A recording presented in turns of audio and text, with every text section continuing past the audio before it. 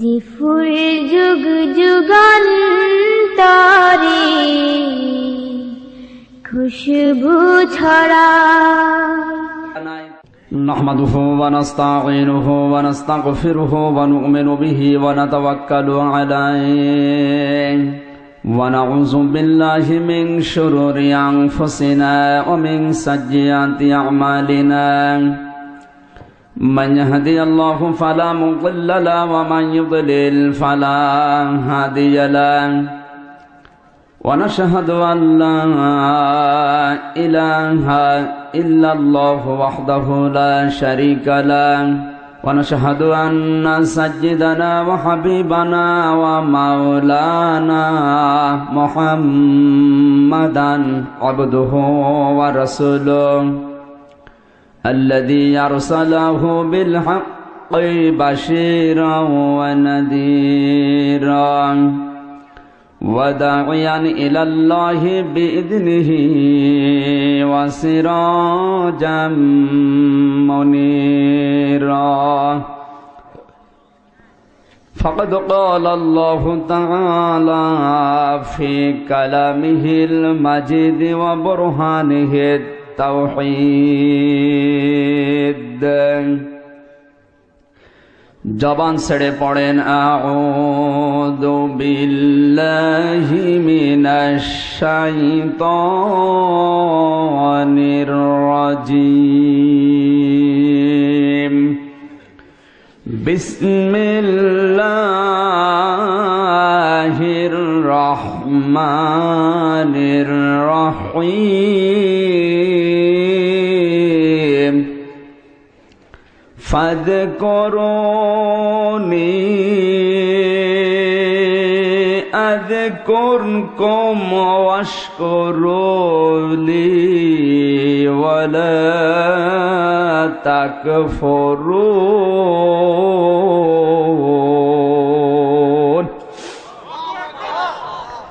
فاذكروني أذكركم واشكروا لي ولا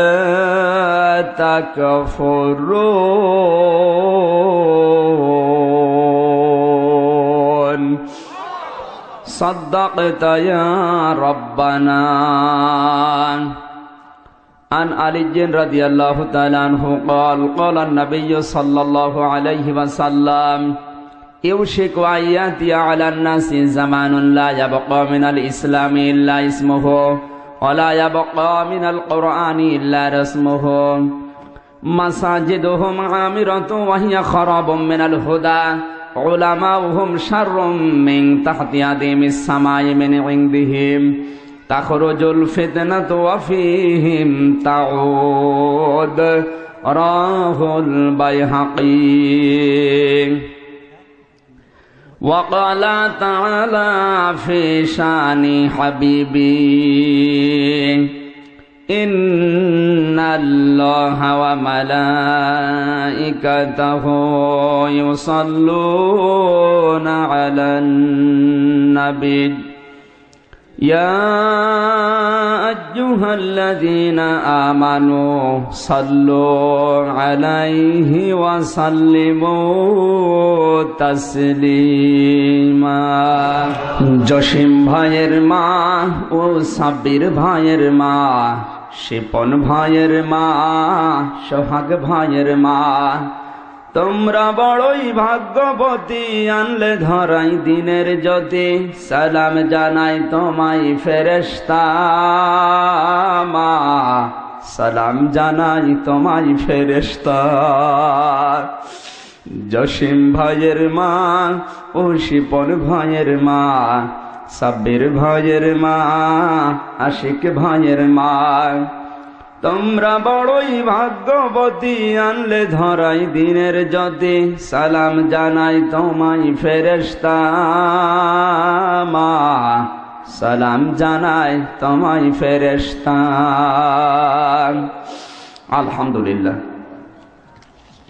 কুমিল্লা জেলার দাউদকান্দি থানার অন্তর্গত 5 ভিটা জামে মসজিদ কমিটির উদ্যোগে আয়োজিত 2 দিন ব্যাপী দ্বিতীয় বাৎসরিক ঐতিহাসিক তাফসিরুল কোরআন মাহফিলের সমাপনী রজনীর স্বনামধন্য সভাপতি, এলাকার কৃতি সন্তান, সর্বজন শ্রদ্ধেয় ব্যক্তিত্ব, বড় ভাই জনাব মোহাম্মদ সালাউদ্দিন, আতালাল্লাহু উমরাহু ওয়া বারাকাল্লাহু ফি হায়াতি। সকলে বলেন আমিন। আলোচনা রেখেছেন কুমিল্লার সন্তান হযরত মাওলানা অধ্যাপক লোকমান হোসেন দামাত বারকাতুহুমুল আলিয়া।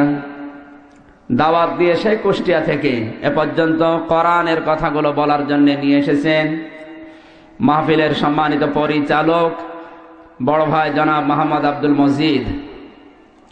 হায়াতে তজ্জিবা সিহাতে কুল্লিয়া কামনা করছি, আল্লাহ দান করো, জোরে বলেন আমিন। সম্মানিত পরিচালক, মঞ্চে বসা গণ্যমান্য ব্যক্তিবর্গ, কুমিল্লায় প্রবেশ করলে যার কথা মনে পড়ে সম্বরদিয়ার বড় ভাই জনাব আলহাজ জয়নুল আবেদিন। হায়াতে তজ্জিবা সিহাতে কুল্লিয়া কামনা করছি, সকলে বলেন আমিন। সামনে বসা মুসলমান ভাইরা, পর্দার আড়ালের সম্মানিতা মা এবং বোনেরা, প্রাণ প্রিয় কুমিল্লাবাসী, আল্লাহর দরবারে নত শিরে শুকরিয়া আদায় করছি যে মহান মালিক কোরআনের জন্যে রাতের বেলায় নিয়ে আসলেন। কোরআন বাদ দিয়ে যদি আমাদেরকে কেউ ডাকতো, আসতাম? কোরআনের জন্য যারা রাতের বেলায় বসে আছি, খুশি হয়ে বলছি আলহামদুলিল্লাহ। তিরমিজি শরীফের হাদিস, আল্লাহর নবী বলেন রাতের বেলা 1 ঘন্টা যদি কোরআনের একটা আয়াত বোঝার জন্য মানুষ ব্যয় করে, ও আয়াত যদি নাও বোঝে, ওর উপর যদি আমল নাও করে, 500 রাকাত নফল নামাজের সওয়াব পাবে। কত রাকাত? যেমন তেমন নামাজ না, কবুল হওয়া নামাজ। অনেক মানুষ নামাজ পড়ে, নামাজের ভেতরেই দাঁড়িয়ে দোকানের হিসাব করে।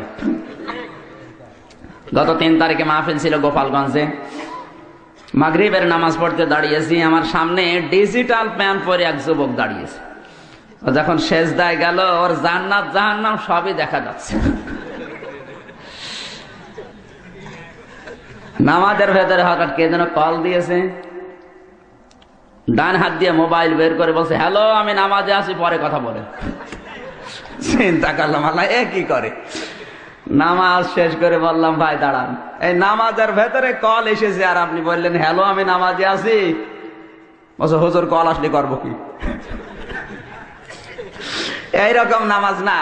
নবীজি বলেন যে নামাজ আল্লাহর দরবারে পৌঁছিয়ে গেছে, এরকম 500 রাকাত কবুল হওয়া নামাজের সওয়াব আমাদের আমল নামায় দিয়েই দিয়েছে।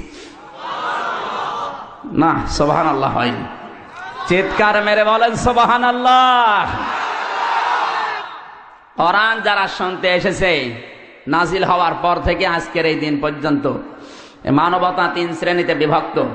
এখানে যারা আছে ওই 3 প্রকার মানুষই আছে, কথা বোঝা যাচ্ছে? 1 নাম্বার, এই কোরআনের আওয়াজ শোনার পরে যারা বাধা দিয়েছিল, আল্লাহ রাব্বুল আলামিন বলেন ওয়াকালাল্লাযীনা কাফারু লা তাসমাউ লিহাযাল কুরআন ওয়ালগাউ ফীহি লাআল্লাকুম তাগলিবুন। জোরে বলেন আল্লাহু আকবার। সূরা হামিম সেজদা 24 নাম্বার পারা, 18 নাম্বার পৃষ্ঠা, 10 নাম্বার লাইনে 4 নাম্বার রুকু, 26 নাম্বার আয়াত। এটা তাফসিরে তাবারি, তাফসিরে খাজেন, তাফসিরে জালালাইন, তাফসিরে ইবনে কাসির, তাফসিরে মারিফুল কোরআন, তাফসিরে কাবির, তাফসিরে মনির, আইসারুত তাফাসির, তাফসিরে কুরতুবী। 1টা 2টা না, বিশ্ববিদ্যালয়ের কেন্দ্রীয় লাইব্রেরিতে 18 খানা তাফসির আমি মিলিয়েছি। সব মুফাসসির আয়াতের ব্যাপারে একই কথা লিখেছেন। সুবহানাল্লাহ বলতে পারেন? আল্লাহ পাক বলেন নবী আপনি পৃথিবীর কাফেরদের স্বভাব দেখবেন, কোরআনের আওয়াজ শোনার পরেই তারা বলবে এ কোরআন চলতে দেওয়া হবে না। দুনিয়ায় গান বাজনা, সিনেমা, থিয়েটার, ভিডিও সব চলছে, কোনো বাধা নেই। কোরআন যেখানে আলোচনা হবে ওই জায়গায় তাদের বাধা দেওয়ার চরিত্র তৈরি হবে। সরাসরি বলবে না যে কোরআন শুনতে দেব না, কোরআন যেন মানুষ শুনতে না পারে, এজন্য যতগুলো পরিবেশ তৈরি করা দরকার ওইরকম ভীতিপূর্ণ পরিবেশ তৈরি করে দেবে। ওই সময় আবু জেহেল কাফের ছিল, আমরা বুঝেছি। এখন অনেক মানুষ আবু জেহেলকে ছাড়িয়ে গেছে। আল্লাহর নবী এই কোরআন যখন আবু বকরের সামনে তেলাওয়াত করলেন, তার ঈমান বেড়ে গেল। আর আবু জেহেলের সামনে একই কোরআন পড়েছেন, আবু জেহেলের শয়তানি বেড়ে গেল। এখন এখানে যদি কোনো আবু বকর আসে, আর ঈমান বাড়বে, কথা বলেন। আর যদি আবু জেহেল আসে, শয়তানি বাড়বে। আমি কিন্তু দলিল দিয়ে কথা বলছি, যদি বিশ্বাস না করেন আপনি লিখে নিন, মোবাইলে তোলেন, যারা আলেম আছে জিজ্ঞাসা করেন। আল্লাহ রাব্বুল আলামিন বলেন, কাফেরেরা আইন পাশ করেছিল, লা তাসমাউ লিহাদাল কুরআনি, সবকিছু চলবে, কোরআন চলতে দেওয়া যাবে না। ওরা খুব ভালোভাবে বুঝেছিল মুহাম্মদ যেটা জানাতে চায় এটা যদি মেনে নেই তে আমাদের অবৈধ ক্ষমতা থাকবে না। আবু জেহেল কিন্তু অবৈধভাবে চেয়ারে বসেছিল। এখনো পৃথিবীতে অনেক দেশে আছে যারা অবৈধভাবেই টিকে থাকে, যদিও বাংলাদেশে এখনো শুরু। রাগ করলেন, ও জেনেছিল যে আমার যে ক্ষমতার চেয়ারে তো অবৈধ, আমি যদি মোহাম্মদের এই কথা মেনে নেই আর মানুষ যদি জানতে পারে আমার এই ক্ষমতা টিকবে না, এই জন্যও আগেই নিষেধ করেছে যেন কোরআন মানুষ শুনতে না পারে। ওয়ালগাউ ফিহি, শুধু শুনবে না তা না, কোরআন যেখানে আলোচনা হবে, মাহফিল তৈরি হবে, ওটা নষ্ট করে দাও।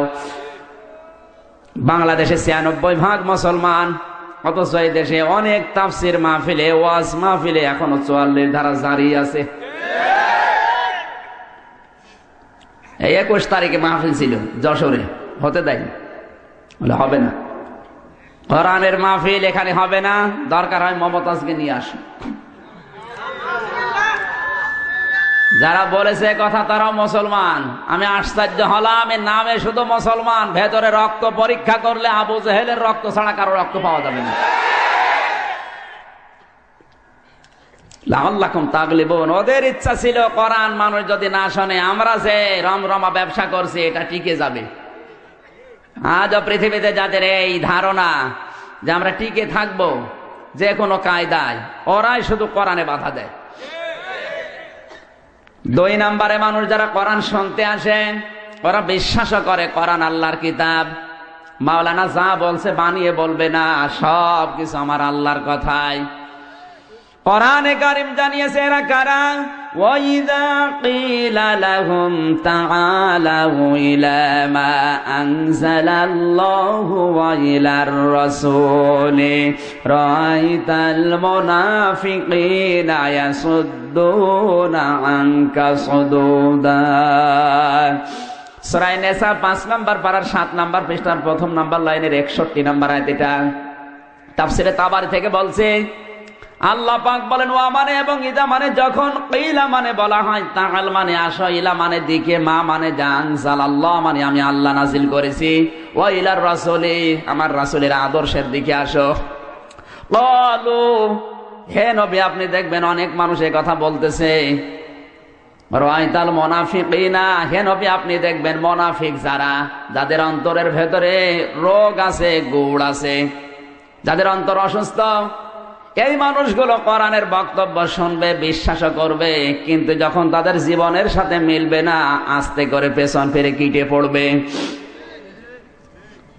আমার মনে হয় বাংলাদেশে এই প্রকার মানুষ বেশি।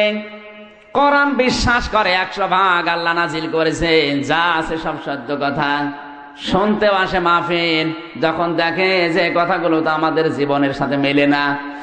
কারণ আমি যে রাজনীতি করি এর সাথে কোরআনের আয়াতের মিল নেই, আমি যে সমাজনীতি করি কোরআনের আয়াতের সাথে মিল নেই, আমি তো সুদ খাই, কোরআনের আয়াতের সাথে মিল নেই, আমার বউ চলে বেপরদায়, কোরআনের আয়াতের সাথে মিল নেই, আস্তে করে পেছন দিক থেকে কেটে পড়ে। এগুলো টাটকা নির্ভেজাল মুনাফিক।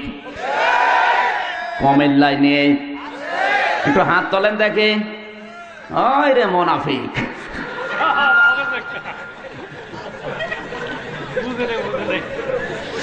তিন নম্বরে কোরআন শুনতে আসে তারা যারা মুমিন, আল্লাহ রাব্বুল আলামিন বলেন, ইন্নামাল মুমিনুনা আল্লাযীনা ইযা যুকিরাল্লাহু ওয়াজিলাত কুলুবুহুম ওয়া ইযা তুলিয়াত আলাইহিম আয়াতুহু যাদাতুহুম ঈমানা ওয়া আলা রাব্বিহিম ইয়াতাওয়াক্কালুন। সূরা আনফাল 9 নম্বর পারা 16 নম্বর পৃষ্ঠা 4 নম্বর লাইনের প্রথম নম্বর রুকুর 2 নম্বর আয়াত। এটা তাফসিরে বাইজাবি থেকে বলছি। আল্লাহ পাক বলেন, মুমিন যারা তাদের সামনে আল্লাহর নাম উচ্চারণ হলে ওদের অন্তর কেঁপে ওঠে। ওয়াজিলাত শব্দের ব্যাখ্যায় মুফাসসির 3টা অর্থ দিয়েছেন। আপনার ভেতরে ঈমান আছে কিনা এটা বোঝা যাবে আয়াত দিয়ে। কোন মানুষের ভেতরে যদি ঈমান থাকে, ওয়াজিলাত শব্দের ব্যাখ্যা বলছে। এবার বাম স্তনের 2 আঙ্গুল নিচে একটা গোস্তের টুকরা আছে, আরবিতে যার নাম কলব। নবীজি বলেন, কোরআনের আওয়াজ শোনার পরে আল্লাহর বড়ত্বের কথা শুনলে ওদের ওই অন্তরের গোশতটুকু কেঁপে উঠবে। তাহলে বুঝবে ওর ভেতরে 1 নম্বরে ঈমানদার। গোস্তের টুকরা যদি কেঁপে না ওঠে, ওর শরীরের যে পশমগুলো আছে খাড়া হয়ে যাবে। এটাও যদি কেঁপে খাড়া হয়ে না যায়, বুঝবে ওর অন্তরের ভেতরে একটু আনন্দ লাগবে। আল্লাহর নবী বলেন, এই 3টি বিষয়ের একটাও যদি পাওয়া না যায়, কোরআনের মাহফিলে আসলে কি হবে? ওটার ঈমান নেই, ওটা বেঈমান। এখানে হয়তো নেই। এখন আপনি নিজের সাথে পরীক্ষা করেন আয়াতটা দিয়ে। আল্লাহর কথাগুলো শুনলে বাম স্তনের 2 আঙ্গুল নিচে যে গোস্তের টুকরা আছে ওটা কেঁপে কেঁপে উঠছে নাকি? যদি না ওঠে, পশমগুলো খাড়া হয়ে যাবে। আল্লাহর নবী বলেন, এটাও যদি না হয়, অন্তরে একটু শান্তি শান্তি লাগবে। কার কোনটা হচ্ছে নিজের দিকে তাকান। কে বোঝা যাচ্ছে না? কারণ কোরআনের আয়াত শুনলে আবু বকরের মতো যাদাতুহুম ঈমানা, ঈমান তার বাড়বে। এ গ্যারান্টি কার? আল্লাহর গ্যারান্টি মিথ্যা হবে? কোরআন শোনার পরে ঈমান এত বেড়ে যাবে। ওয়া আলা রাব্বিহিম ইয়াতাওয়াক্কালুন। দুনিয়ার যত বিষয় আছে সব বিষয়ে তারা ভরসা করবে আমার আল্লাহর প্রতি। এই 3 প্রকার মানুষ কোরআন শুনছে, এখন এসেছে কিয়ামত পর্যন্ত শুনবে। এখানে ওই রকম মানুষ আছে না নেই? আল্লাহ আমাদের 3 নম্বরে যারা আছে মুমিন, ঈমান যেন আজকের আয়াত তেলাওয়াত করে, শ্রবণ করে, আমল করার কারণে আল্লাহ বাড়িয়ে দেন। জোরে বলেন আমিন। দরুদ পড়ি, সালাম পাঠাই আমাদের নবী, বিশ্ব নবী, মানবতার বন্ধু মুহাম্মদুর রাসূলুল্লাহ সাল্লাল্লাহু আলাইহি ওয়াসাল্লামের প্রতি, যাকে শুধু ভালোবাসা মহব্বত দিয়ে এই রবিউল আউয়াল মাসে আমরা শেষ করে দিলাম। রবিউল আউয়াল মাস 1 বছর পরে পরে আসে, আর আমরা যত ভালোবাসা মহব্বত আদর দিয়ে নবীকে বিদায় করে দেই। পড়া কোরআন শরীফের ভেতরে এমন কথা কোন জায়গায় নেই। আল্লাহর নবীকে কেউ যদি ভালোবাসে, মহব্বত করে, আদর করে, আল্লাহ তাকে মাফ করে দেবে। কিয়ামতের দিন আল্লাহ তাকে জান্নাতে দিয়ে দেবে। এ কথা কোনো জায়গায় নেই। অথচ বাংলার ময়দানে অনেক বক্তা ওয়াজ করছে, নবীকে যদি ভালোবাসো আল্লাহর ভালোবাসা পাওয়া যাবে। কথা বলছেন না কেন? এই যে তোফাজ্জল হোসেন ভৈরবী, আব্দুল খালেক শরীয়তপুরী, হাবিবুর রহমান যুক্তিবাদী, নাম ধরে বললাম এই জন্য মানুষ মনে করে সবই মনে হয় কোরআন হাদিসে আছে। এগুলো সব বানিয়ে বানিয়ে বলে। কোরআন যারা পড়তে পারে আপনি জিজ্ঞাসা করেন কোন আলেম নিয়ে আসবেন, নিয়ে আসেন। আমি চ্যালেঞ্জ দিয়ে বলছি, আল্লাহর নবীকে কেউ যদি ভালোবাসে আল্লাহ তাকে মাফ করে জান্নাতে দেবে, এরকম কোন কথা কোরআনে নেই। কোরআনে কারিমে আল্লাহ জানিয়েছেন, কুল ইন কুনতুম তুহিব্বুনাল্লাহা ফাত্তাবিউনি ইউহিব্বুকুমুল্লাহ ওয়া ইয়াগফির লাকুম যুনুবাকুম আল্লাহু গফুরুর রহিম। জোরে বলেন আল্লাহু আকবার। সূরা আলে ইমরান 3 নম্বর পারা 13 নম্বর পৃষ্ঠা 4 নম্বর লাইনে 4 নম্বর রুকুর 31 নম্বর আয়াত। এটা তাফসীরে ইবনে কাসির থেকে বলছি, কান লাগাবেন। কুল মানে হে নবী আপনি বলুন, ইন কুনতুম তুহিব্বুনাল্লাহ, যদি তোমরা আল্লাহর প্রিয় পাত্র হতে চাও। যদি আল্লাহর ভালোবাসা পেতে চাও ফাত্তাবিউনি, আমি রাসূলকে অনুসরণ করো। কি করো? আমি রাসূলকে ভালোবাসো, এ কথা কিন্তু এই জায়গায় নেই। তাহলে আল্লাহ হাফ বোন দিতেন। যারা আরবি গ্রামার বোঝে জিজ্ঞাসা করেন। তাবউন শব্দটার ব্যাখ্যায় আমি যতগুলো অভিধান দেখেছি আরবিতে বিশ্ববিদ্যালয়ে, সবগুলো অভিধান বেত্তারা তাবউন মানে লিখেছে দেখে দেখে চলা। তাবাইন এই তিনটি অক্ষরের সমন্বয়ে শব্দটা গঠিত। আপনার সামনে একটা মানুষ হেঁটে যাচ্ছে, পায়ের ডিস্টেন্স কতটুকু রেখে চলে, কিভাবে হাত নাড়ায়, কিভাবে মাজা দোলায়, ওইটা দেখে দেখে চলার নাম তাবউন। রাসূলকে আল্লাহ তাবউন করতে বলেছেন, অনুসরণ, ভালোবাসা না। অথচ আজ বাংলাদেশে আশেকে রসুলের অভাব নেই। কেউ আশেকে রসুল, কেউ আওলাদে রসুল।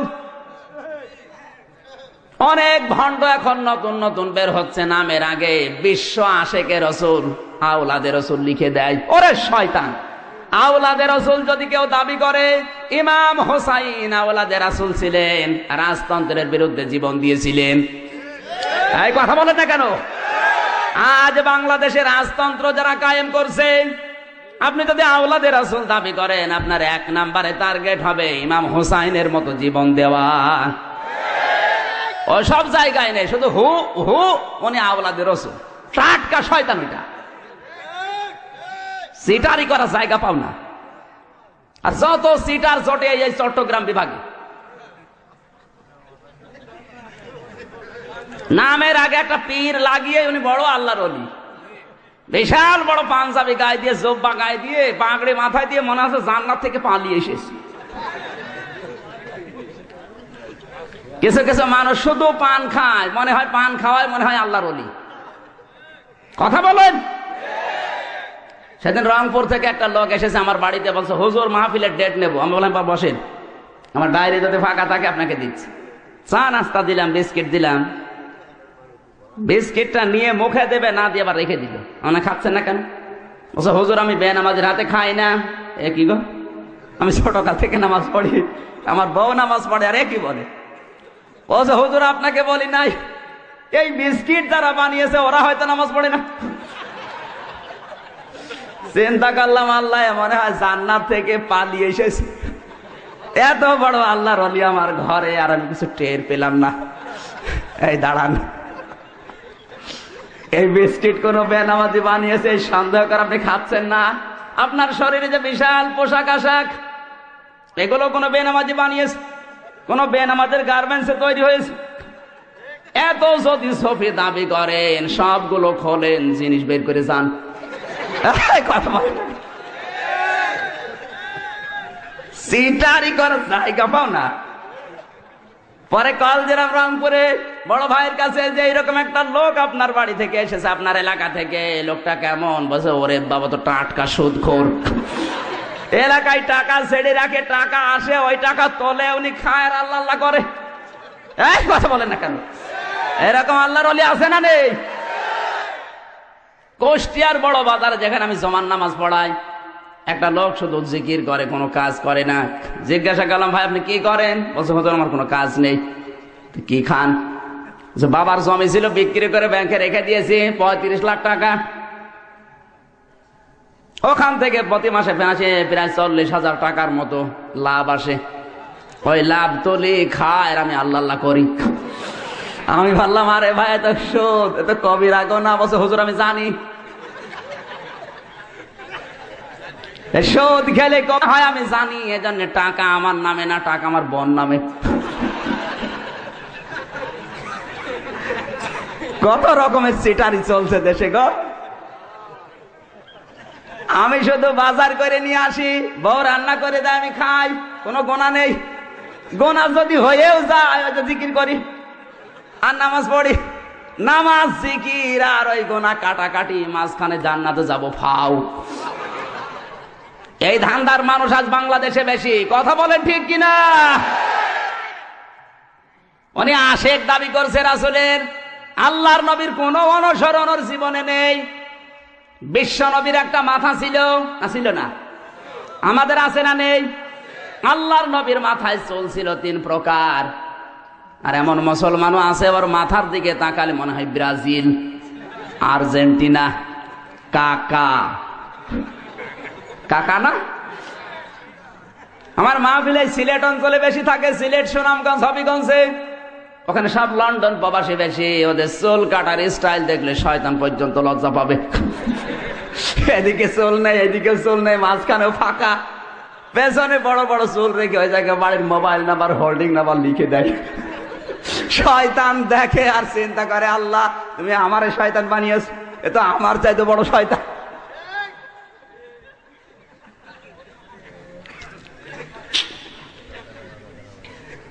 মাথার ভেতরে রাসূলের অনুসরণ নেই, ইত্তেবা নেই। এরপরে আসেন দাড়িতে।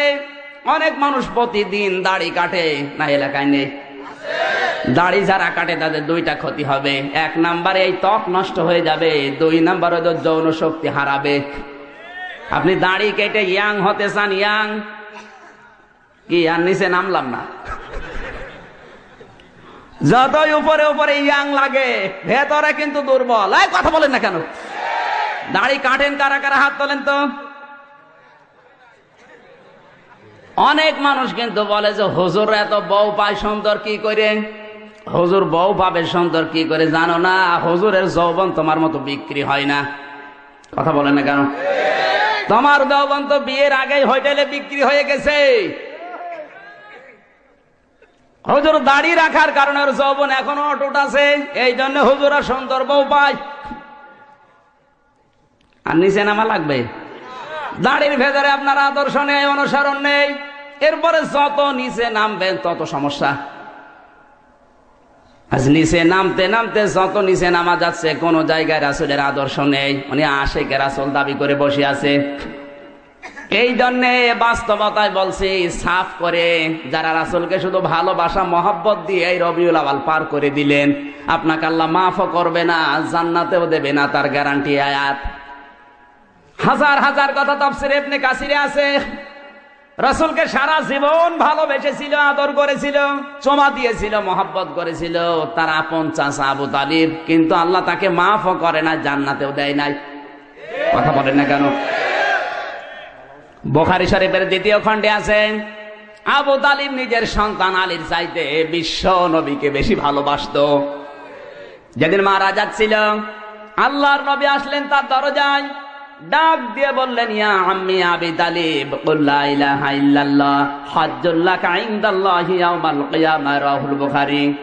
হে চাচা, আপনি শুধু আমার কানের কাছে মুখটা নিয়ে বলেন লা ইলাহা ইল্লাল্লাহ মুহাম্মাদুর রাসূলুল্লাহ, বলা লাগবে না। এতটুকু কথা যদি বলতে পারেন, কিয়ামতের দিন আল্লাহর দরবারে ঝগড়া করে আপনাকে আমি জান্নাতে নিয়ে যাব। পাশে দাঁড়িয়েছিল আবু জেহেল, ডাক দিয়ে বলে, নেতা তুমি পড়বা, সারা জীবন তুমি আমাদের বাপ দাদা ধর্ম মানলে, এখন নতুন ধর্ম ভাতিজা নিয়ে এসেছে, ওইটা মেনে কলঙ্কিত হবে। ও আর পড়ে নাই, এই অবস্থায় মারা গেল। নবীজি মন খারাপ করলেন। সঙ্গে সঙ্গে ফেরেশতা জিবরাইল এসে বলে, হে নবী, আপনি মন খারাপ করেন কেন? ইন্নাকা লা তাহদি মান আহবাবতা ওয়ালাকিন্নাল্লাহা ইয়াহদি মান ইয়াশা ওয়া হুয়া আ'লামু বিল মুহতাদিন। সূরা কসস 20 নম্বর পারা 11 নম্বর পৃষ্ঠা 9 নম্বর লাইনে 6 নম্বর রুকু 56 নম্বর আয়াত। এটা তাফসীরে ইবনে কাসির থেকে বলছি। আল্লাহ পাক বলেন, হে নবী, আপনি মন খারাপ করেন কেন? হেদায়েত তো আপনার হাতে আমি দেই নাই। হেদায়েত আমি আল্লাহ নিজের হাতে রেখে দিয়েছি। হেদায়েত কে পাবে ওটা আমি আল্লাহ আপনার চাইতে বেশি জানি। এজন্য আলামা ইসমে তাফসীলের শিক্ষা দিয়েছেন। এই কথা বলছেন না কেন? আপনার চাইতে আমি বেশি জানি যে হেদায়েত পাবে কে। এই লোকটা আপনার চাচা, আমি জানি। সারা জীবন আপনাকে চোমা দিয়েছে, কলে কাকে নিয়ে পিঠে নিয়ে মানুষ করেছে, আমি দেখেছি। কিন্তু লোকটা তো আপনার অনুসরণ করে নাই। আপনি বলতে বললেন লা ইলাহা ইল্লাল্লাহ, লোকটা কিন্তু বলে নাই। এই জন্য আমি আল্লাহকে মাফও করি নাই। এরপরেও নবীজি আবু তালিবের কবরের পাশে দাঁড়িয়ে দু হাত তুলে দোয়া করে, আল্লাহ তুমি আমার চাচা আবু তালিবকে মাফ করে দাও। সঙ্গে সঙ্গে ফেরেশতা জিবরাইল এসে বলে, হে নবী, হাত নামান। কার জন্য হাত তুলেছেন?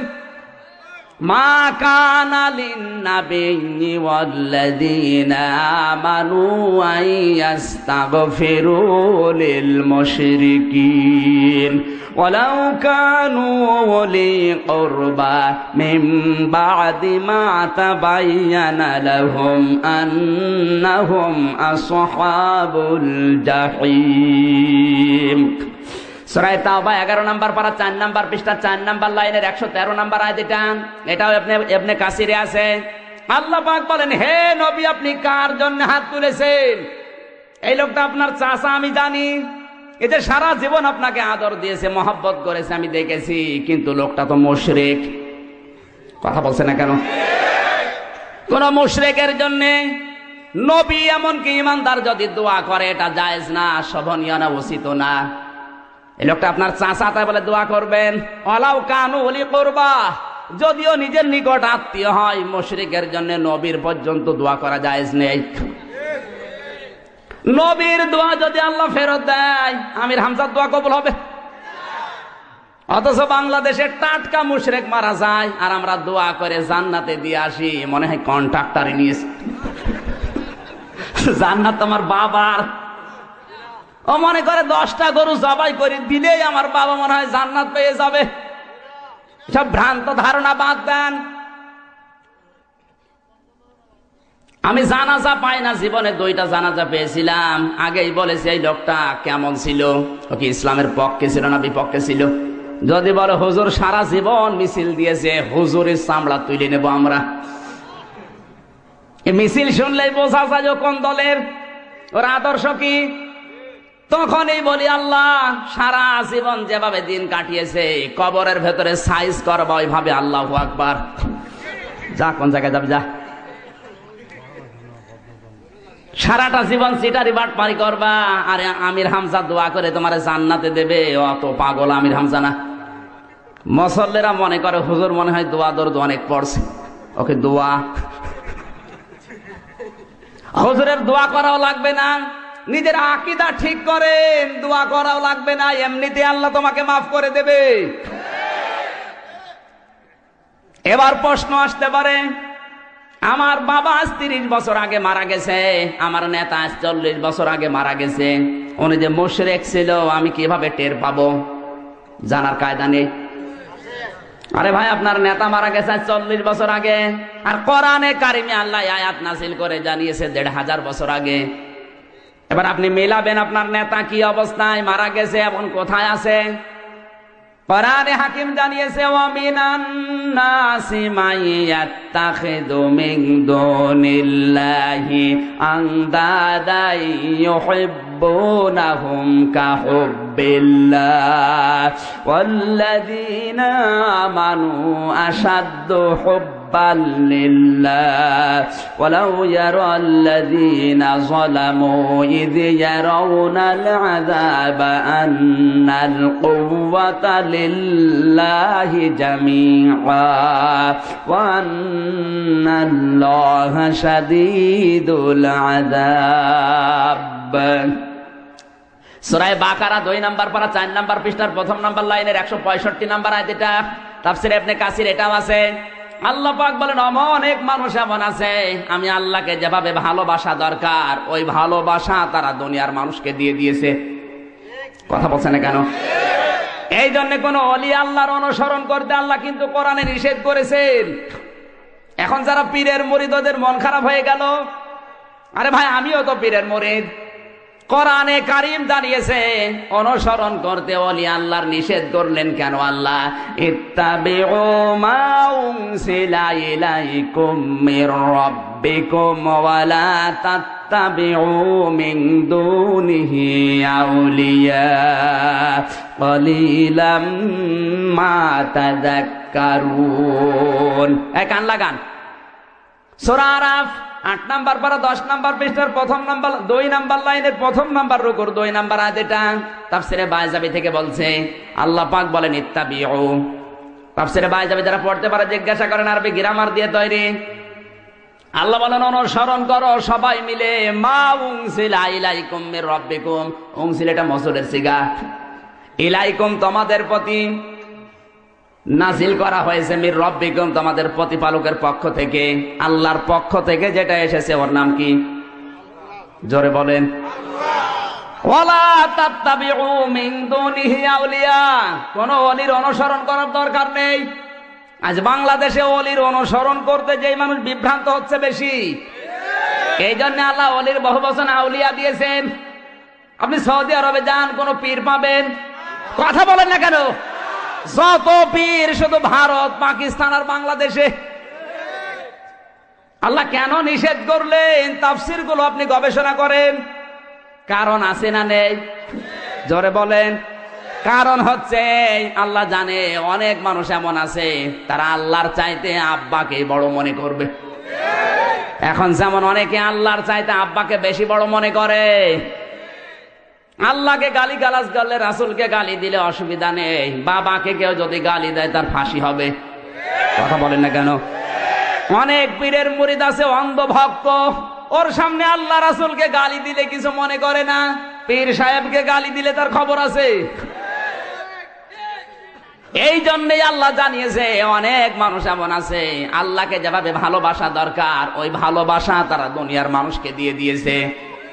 অনেকে মনে করতে পারে আল্লাহকে পাওয়ার জন্য মনে হয় আব্বা ধরতে হবে, এজন্য আব্বারও অভাব নেই। দয়াল বাবা, পীর বাবা, খেসড়ি বাবা, এখন আবার বের হচ্ছে ন্যাংটা বাবা। কুমিল্লায় মনে হয় ওগুলো নেই, যতগুলো আছে কুষ্টিয়ার লালন সার মাজারে ন্যাংটা কিচ্ছু নেই, ও বলে ওলি। একবার রাত 9টার সময় যে একেবারে দুধ খাওয়াচ্ছে, বলো ভাই কি করেন? বলছে হুজুরে আল্লাহর ওলি। আল্লাহর ওলি এর পোশাক আশাক কই? হুজুর পোশাক নেই, তাতে কি হয়েছে? মাল আছে। মাল যাচ্ছে সব তো দেখা যাচ্ছে, এ মাল তো সবার আছে, নতুন মাল দেখাও। মানুষ মনে করে ওই আল্লাহর ওলি। আজ বাংলাদেশে সবচাইতে বেশি পীর হচ্ছে ন্যাংটা মানুষ। বিভিন্ন জায়গায় ন্যাংটা পীরের আবির্ভাব হয়। মানুষ মনে করে আল্লাহকে ধরতে হলে মনে হয় বাবাকে ধরা লাগবে, এই জন্য ওয়ালা তাত্তাবিউ মিন দুনিহি আউলিয়া দিয়েছেন আল্লাহ। একটা কথা আপনি খণ্ডন করতে পারবেন না। কলিলাম মা তাযাক্কারুন, আল্লাহ বলেন আমার আফসোস, আমার ঘোষণা শোনার পরে কিছু মানুষ আমার উপদেশ মেনে নেয় আর বাকিগুলো সবই মুখ ফিরিয়ে চলে যায়। এদেশে নেই? আল্লাহর ওয়াজ শোনার পরে কেউ যদি মন খারাপ করে কি হবে তার বলেন তো?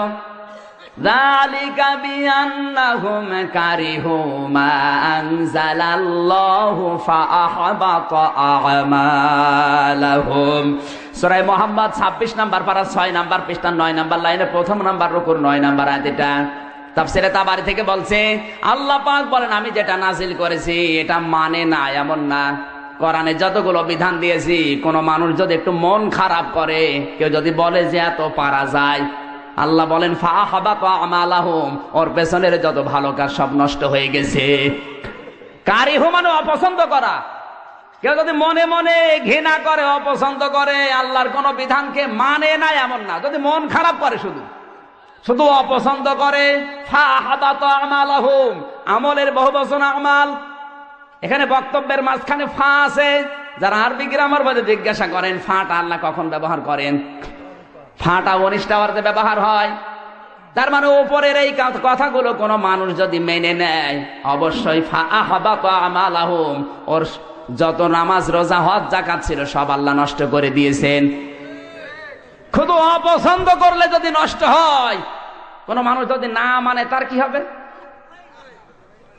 কোরআনে কারীম জানিয়েছে ওয়ামান আযলামু মিম্মান যুক্কিরা বিআয়াতি রাব্বিহি সুম্মা আ'রাদা আনহা ইন্না মিনাল মুজরিমিনা মুনতাকিমুন।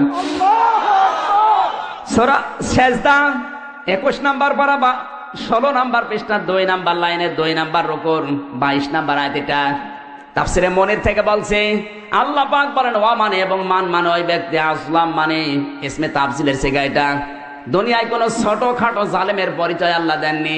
আল্লাহ বলেন সবচাইতে বড় জালেম ওই লোকটা। মিম্মান যুক্কিরা বিআয়াতি রাব্বিহি, যাকে আল্লাহর আয়াত দিয়ে ওয়াজ করা হয়। এখানে ওয়াজ হচ্ছে কার আয়াত? জোরে বলুন। আমি আমির হামজা বানিয়ে বলছি? আল্লাহর আয়াত দিয়ে যাকে ওয়াজ করা হয়, সুম্মা আরাদা আনহা, আল্লাহর বক্তব্য শোনার পরে যারা পেছন ফিরে চলে যায়, ইন্না মিনাল মুজরিমিনা মুনতাকিমুন, আল্লাহ পাক বলেন এই সমস্ত মানুষের কাছ থেকে আমি আল্লাহ অবশ্যই অবশ্যই প্রতিশোধ নেবই নেব। আল্লাহ যদি প্রতিশোধ নেয় বাঁচা যাবে? জোরে বলেন। এজন্য আপনি মন খারাপ করবেন, ফিরে চলে যাবেন, আপনার খবর আরো খারাপ হবে। যা বলছি মেনে নেন, কপাল ভালো হবে। আর রাসূলকে যে কথাটা বোঝাচ্ছিলাম, আল্লাহর চাইতে ভালোবাসা আজ দুনিয়ায় বিভিন্ন মানুষের উপরে আল্লাহর বান্দাদের বেশি। কেউ আল্লাহকে পাওয়ার জন্য বাবা ধরে বসে আছে, কেউ আল্লাহর চাইতে বাবাকেই বড় মনে করে। এই জন্য সব জায়গায় শুধু বাবা। কথা বলছে না কেন? আন্নাল কুব্বাতা লিল্লাহি জামিয়া দিয়েছেন আল্লাহ। আয়াতের মাঝখানে যে শব্দটা, আল্লাযীনা আমানু আশাদ্দু হুব্বাল লিল্লাহ, কিন্তু যাদের ভেতরে ঈমান আছে এই মানুষগুলোর কাছে সবচাইতে বেশি প্রিয় আমি আল্লাহ। কথা বলেন না কেন? আন্নাল কুব্বাতা লিল্লাহি জামিয়া, দুনিয়ার সব কিছুর উপরে ক্ষমতা কার? কিন্তু অনেক মানুষের এই বিশ্বাস বাংলাদেশে আছে যে ক্ষমতার উৎস জনগণ। যে না মানে বিশ্বাস নেই। ওরা মনে করে ক্ষমতায় রাখার মালিক জনগণ। ক্ষমতায় রাখার মালিক কে? সেদিন সিরাজগঞ্জে এক মাহফিলে স্টেজে ওঠার সময় এক লোক এসে বলছে, হুজুর কোরআনের কথা দেখে বলবেন ক্ষমতায় আছি আমরা। ক্ষমতায় কে ওরা?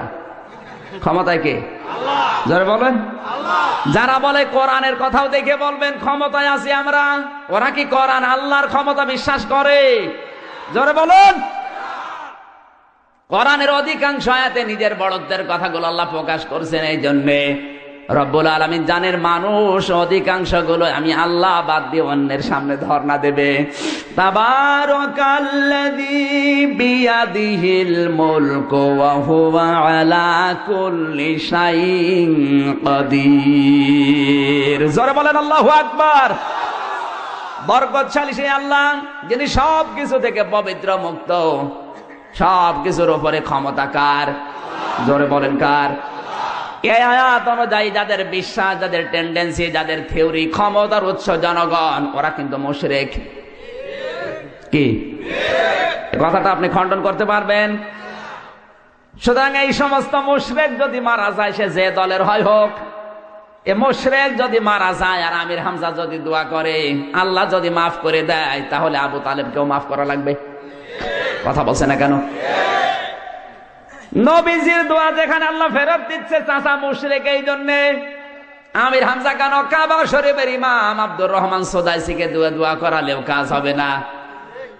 যদি কোনো মুশরিকের জন্য কাবার ইমামের দোয়া কবুল হয়, তাহলে আল্লাহর নবীর দোয়া তার চাচার জন্য কবুল হওয়া লাগবে। এই জন্য শুধু ভালোবাসা, শুধু মহব্বত না।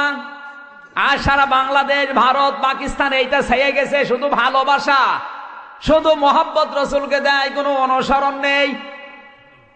শরীর থেকে শুরু করে, পরিবার থেকে শুরু করে, আন্তর্জাতিক জীবন পর্যন্ত কোন জায়গায় রাসূলের অনুসরণ নেই, শুধু আছে ভালোবাসা। ইয়া নবী সালাম। ওই দেখেন, চুপ করেন, কোথায় পেছনে ভণ্ডামি এসব? এসব ভালোবাসা বাদ দেন, এখন থেকে অনুসরণ হবে। আল্লাহ বলেন অনুসরণ যদি করে ইউহিব্বুকুমুল্লাহ, আমি আল্লাহ নিজেই তাদেরকে ভালোবাসবো। ওয়ায়াগফির লাকুম যুনুবাকুম, আমি আল্লাহ যাকে ভালোবাসি তাকে দুইটা পুরস্কার দেই। এক নম্বরে তার জীবনের যত গুনাহ ছিল সব মাফ করে দেয়। ইয়াগফির, এটা মজারের আলোচনা, বর্তমান, ভবিষ্যৎ, প্রেজেন্ট, ফিউচার। জামবন এক বছর, জুনুব বহু বছর। কোন মানুষ যদি রাসূলকে অনুসরণের সিদ্ধান্ত নেয়, যখন থেকে সিদ্ধান্ত নেবে অনুসরণ করব, আল্লাহ বলেন গ্যারান্টি দিলাম ওই মুহূর্তে ওর জীবনের গুনাহ সব মাফ। আপনি একটা আয়াত কোরআনের ভেতরে দেখান তো যে রাসূলকে ভালোবাসলে আল্লাহ জীবনের গুনাহ মাফ করে দেবে, জান্নাতে দিয়ে দেবে। নেই। একটা হাদিসে আছে লা ইউমিনু আহাদুকুম হাত্তা আকুনা হাব্বা ইলাইহি মিন ওয়ালিদিহি ওয়া ওয়ালাদিহি ওয়ান নাসি আজমাইন। ওই পর্যন্ত ঈমানদার হওয়া যাবে না যতক্ষণ পর্যন্ত তোমার সন্তানাদি নেতা খেতা দুনিয়ার সব মানুষের চাইতে বিশ্ব নবীকে বেশি ভালো না বাসবে। আহাব্বা এই জায়গায় আছে ইসমে তাফসীর। এখানে ইমানের কথা জান্নাতে দিয়ে দেবে আল্লাহ, আপনাকে মাফ করে দেবে কথা এখানে নেই। হাদিস যা পড়তে পারে জিজ্ঞাসা করেন, হাসিয়ার ভেতরে আছে। কোরআন হাদিস তো পড়ে না, কোন বাবা কি বলে শুধু ওইটা নিয়ে পাগল। কুমিল্লা, নোয়াখালী, ফেনী এগুলো বেশি মনে করছেন হুজুর কিছু জানে না। হুজুর ভার্সিটির মাল, সব খবর হুজুরের কাছে আছে। এই সমস্ত জেলাগুলো এগুলো বেশি, এরা বাবা ভক্ত, নিজের বাবার খবর নেই। কোন বাবা আকাশ থেকে নামে ওই বাবার জন্য পাগল। রাগ করলেন? এজন্য এখন থেকে শুধু ভালোবাসা না অনুসরণ? জোরে বলুন। অনুসরণ করলে আল্লাহ জীবনের গুনাহ সব মাফ করে দেয়। কারণ এক ফের যারা গ্রামার বদে জিজ্ঞাসা করে মোজারে দিয়েছেন আল্লাহ, যখন থেকে শুরু করবেন ওই জায়গা থেকে আল্লাহ জীবনের সব গুনাহ মাফ করে দেবে। অনুসরণ নাই, উনি শুধু ভালোবাসা দিয়ে জীবন কাটিয়ে চলে যাচ্ছে। আমার ভাইরা এবার আসেন, আজকের তেলাওয়াত কি আয়াত, যেটা আমার আলোচনার সাবজেক্ট জিকির। কি বললাম? জোরে বলেন। আল্লাহর জিকির এবং তার তাৎপর্য। সারা পৃথিবীতে এখন যত ভেজাল, সমস্যা আর ঝামেলা এই জিকির নিয়ে। আপনাদের চট্টগ্রাম বিভাগে এটা বেশি, এই জন্য আমি সাবজেক্টটা নিলাম। যত সমস্যা ভেজাল দেখবেন জিকির নিয়ে। যে কোনো বাবার দরবারে যাবেন, কি দেবে? জোরে বলেন। পীরের দরবারে যাবেন, জিকির দিয়ে দেবে। চরমনায় যান, আটরশি যান, ফুরফুরায় যান, দেওয়ানবাগে যান, রাজারবাগে যান, সুরেশ্বরে যান, যেখানে যাবেন আগে দেবে কি? জোরে বলেন। এখন এই জিকির কাকে বলে? আসলে জিকির কোরআন হাদিসে আছে কিনা এটা জানা দরকার। সেদিন চাপাই নবাবগঞ্জে গিয়েছিলাম, শুনলাম জিকির করতে করতে গাছে উঠে বসে আছে। জিজ্ঞাসা করলাম গাছে কেন? বলছে হুজুর জিকিরের ফয়েজে উঠেছে। ওরে শয়তানি, জিকিরের ফয়েজে তুমি গাছে ওঠো, মানদার গাছ খুঁজে পাও না? মানদার গাছে ওঠো দেখি কেমন জিকিরের ফয়েজ। কথা বলেন। কুষ্টিয়ার লালন শাহর মাজারে জিকির হয়, নারী আর পুরুষ, রাত 11টার পরে সব এক জায়গায়। বিভিন্ন পীরের দরবারে শুধু জিকির, কোনো কিছু নেই তাছাড়া। বলে পানির নিচে বাতি জলে, ঝড় বাতাসেও লেবে না। এ বাবার মরিদ হলে জিকির ছাড়া আর কিছু লাগে না। আসলে যে জিকির, এটা কিন্তু গুরুত্বপূর্ণ বিষয়। জিকির কোরআন হাদিসে আল্লাহ কি অর্থে ব্যবহার করেছেন আজকে জানতে হবে আমাদের। কথা বলেন ঠিক কিনা? এই জন্য আজকের আলোচনার বিষয় কি? জোরে বলুন। জবান ছেড়ে তেলাওয়াত করেন, আউযু বিল্লাহি মিনাশ শাইতানির রাজিম, বিসমিল্লাহির রহমানির রহিম, ফাযকুরুনি আযকুরকুম ওয়াশকুরুলি ওয়ালা তাকফুরুন। সাদাক্তা ইয়া রব্বানা। সূরা বাকারা 2 নাম্বার পারা 2 নাম্বার পৃষ্ঠা 9 নাম্বার লাইনের 152 নাম্বার আয়াত। একটা মাত্র আয়াত আমি তেলাওয়াত করেছি। আমার যতটুকু জ্ঞান আছে কোরআন হাদিসের উপর আর বাস্তবতার উপরে, আমি যদি কিয়ামত পর্যন্ত আয়াত পাই, আর আজকের এই আলোচনার আয়াত নিয়ে যদি শুরু করি, কিয়ামত হয়ে যাবে, শেষ হবে না। এত কথা আল্লাহর ভেতরে দিয়েছেন। আল্লাহ পাক বলেন ফা, এটা ফায়ে বায়ানিয়া, ফায়াত। উযকুরনি, আমাকে স্মরণ করো। আযকুরকুম, আমি আল্লাহ তোমাদের স্মরণ করব। সুবহানাল্লাহ বলতে পারেন নাই? চমৎকার শব্দ আল্লাহ দিয়েছেন। আমাকে যদি স্মরণ করো, আমি আল্লাহ তোমাদের স্মরণ করব। ওয়াশকুরুলি, আমার নিয়ামতের শুকরিয়া আদায় করো। ওয়ালা তাকফুরুন, নাফরমানি করো না। শব্দ আল্লাহ 4টা দিয়েছেন। কয়টা? জোরে বলেন। আমাকে স্মরণ কর, আমি স্মরণ করব। আমার নিয়ামতের শুকরিয়া আদায় করো, নাফরমানি। জিকির কাকে বলে, কত প্রকার, কি কি, এটা আমাদের আজকে জেনে তারপরে আপনার বাস্তবে মিলাবেন। কোন পীর সাহেব, কোন বাবা জিকির দিয়ে দিলে আপনি আন্দাজে জিকির করবেন, ওর নাম ইসলাম না। জিকিরের প্রধানত 5টি অর্থ আমি পুরা কোরআন শরীফ গবেষণা করে পেয়েছি। পুরা কোরআন শরীফের ভেতরে আল্লাহ জিকিরের অর্থ দিয়েছেন প্রধানত 5টা। কয়টা? জোরে বলেন। তাফসিরে তাবারিতে আছে, তাফসিরে কুরতুবিতে আছে, তাফসিরে মুনিরে আছে, তাফসিরে বাইজাবিতে আছে, তাফসিরে কাবিরে আছে। আল্লামা ফখরুদ্দিন রাজি রহমতুল্লাহ আলাইহি তাফসিরে কাবির নামক যে গ্রন্থটা লিখেছেন, এই তাফসিরে বিখ্যাত তাফসির তামাম পৃথিবীতে এটা চলে। এর ভেতরে জিকিরের অর্থ দিয়েছেন প্রধানত 5টি। যারা আলেম আছে জিজ্ঞাসা করেন তো, জিকিরের 1 নাম্বার অর্থ, জিকির মানে কোরআন শরীফ। জিকির মানে কি? আমার কথা না, আল্লাহ নিজে দলিল দিচ্ছেন, ইন্না নাহনু নাযালনা যিকরা ওয়া ইন্না লাহু লাহাফিজুন। সূরা হিজর 14 নাম্বার পারার 1 নাম্বার পৃষ্ঠা 9 নাম্বার লাইনের 1 নাম্বার রুকুর 9 নাম্বার আয়াত। এটা তাফসিরে ফি জিলালিল কোরআন আল্লামা সাজ্জাদ কুতুব রাহমাতুল্লাহ আলাইহি এই আয়াতের তাফসিরে এটাই লিখেছেন। আল্লাহ পাক বলেন, এই যে জিকির কোরআন আমি আল্লাহ নাজিল করেছি, আর এই জিকির কোরআন আমি আল্লাহ নিজেই হেফাজত করব। জিকিরের প্রথম অর্থ কি? জোরে বলেন। আল্লাহ নিজে যখন ব্যাখ্যা করে জানিয়ে দিচ্ছেন জিকির মানে কোরআন। বাংলাদেশে আজ প্রায় 48,000 পীর, অনেক দরবার আছে যেখানে কোরআন নেই, শুধু জিকির। কথা বলেন না কেন? আপনি দরবারে যাবেন, হু হু হু জিকির দিয়ে দেবে। পীরের মুরিদ হয়েছেন, আমি নিষেধ করছি না, অবশ্যই পীরের মুরিদ হবেন, হক্কানি পীর দেখে যাবেন। আগে বলবেন, হুজুর আমার হাতে কোরআন শরীফ দেন। কারণ জিকিরের অর্থ প্রথমটা কি? জোরে বলেন। আমি কোরআন আগে জানতে চাই। কোরআন জানলে আপনি যে জিকির দিচ্ছেন এটা কোরআনে আছে কিনা তখন বোঝা যাবে। কথা বলেন ঠিক কিনা? অনেক মানুষ বলে সাব্বিহুহু বুকরাতা ওয়া আসিলা, তোমরা সকাল এবং সন্ধ্যা আল্লাহর নামের তাসবিহ পাঠ করো, জিকির করো। শুধু সকালবেলা সুবহানাল্লাহ 100 বার, বিকাল বেলা আলহামদুলিল্লাহ 100 বার পড়ে নিলাম, এর নাম কি জিকির? তাফসীরটা খোলেন তো, সাব্বিহুহু বুকরাতা ওয়া আসিলা। মুফাসসিরিন ইকরাম 42টা তাফসীরের মুফাসসির একমত, সকাল থেকে সন্ধ্যা, সন্ধ্যা থেকে সকাল, সারাদিন সারা রাত আল্লাহর বিধান রাসূলের তরিকায় মেনে নেওয়ার নাম হচ্ছে জিকির।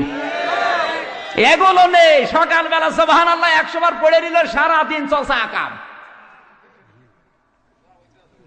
তাহলে জিকিরের প্রথম নম্বর অর্থ কি?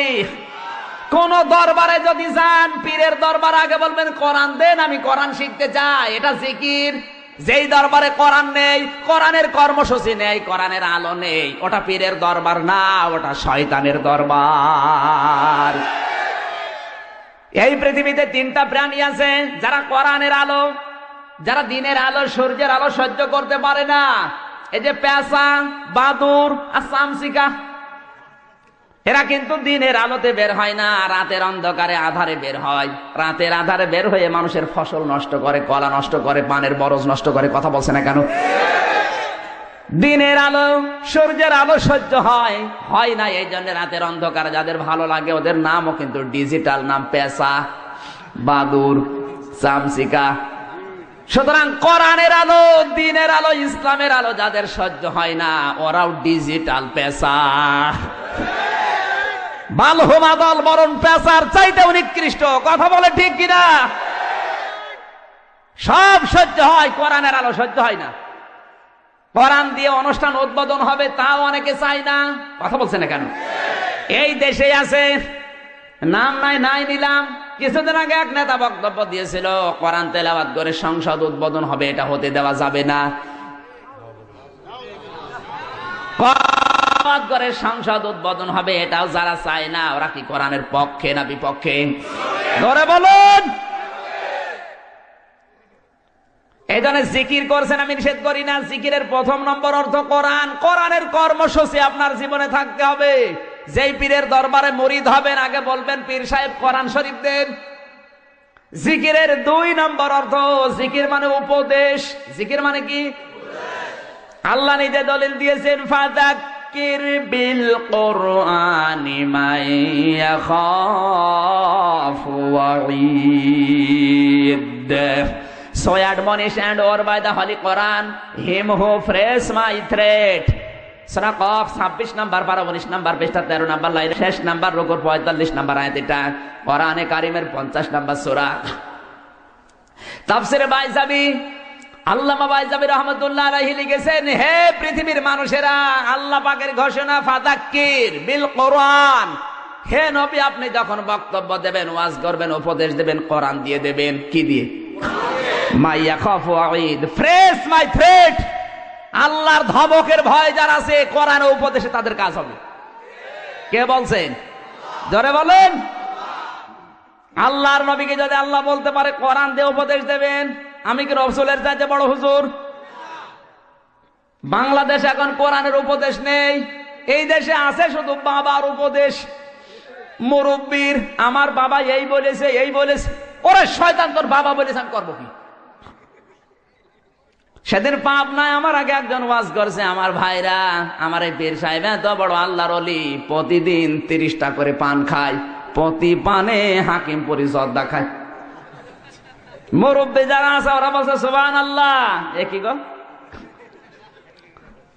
হাকিমপুরি জর্দায় যদি সুবহানাল্লাহ হয়, তে নাউজুবিল্লাহ হবে কোন জর্দায়?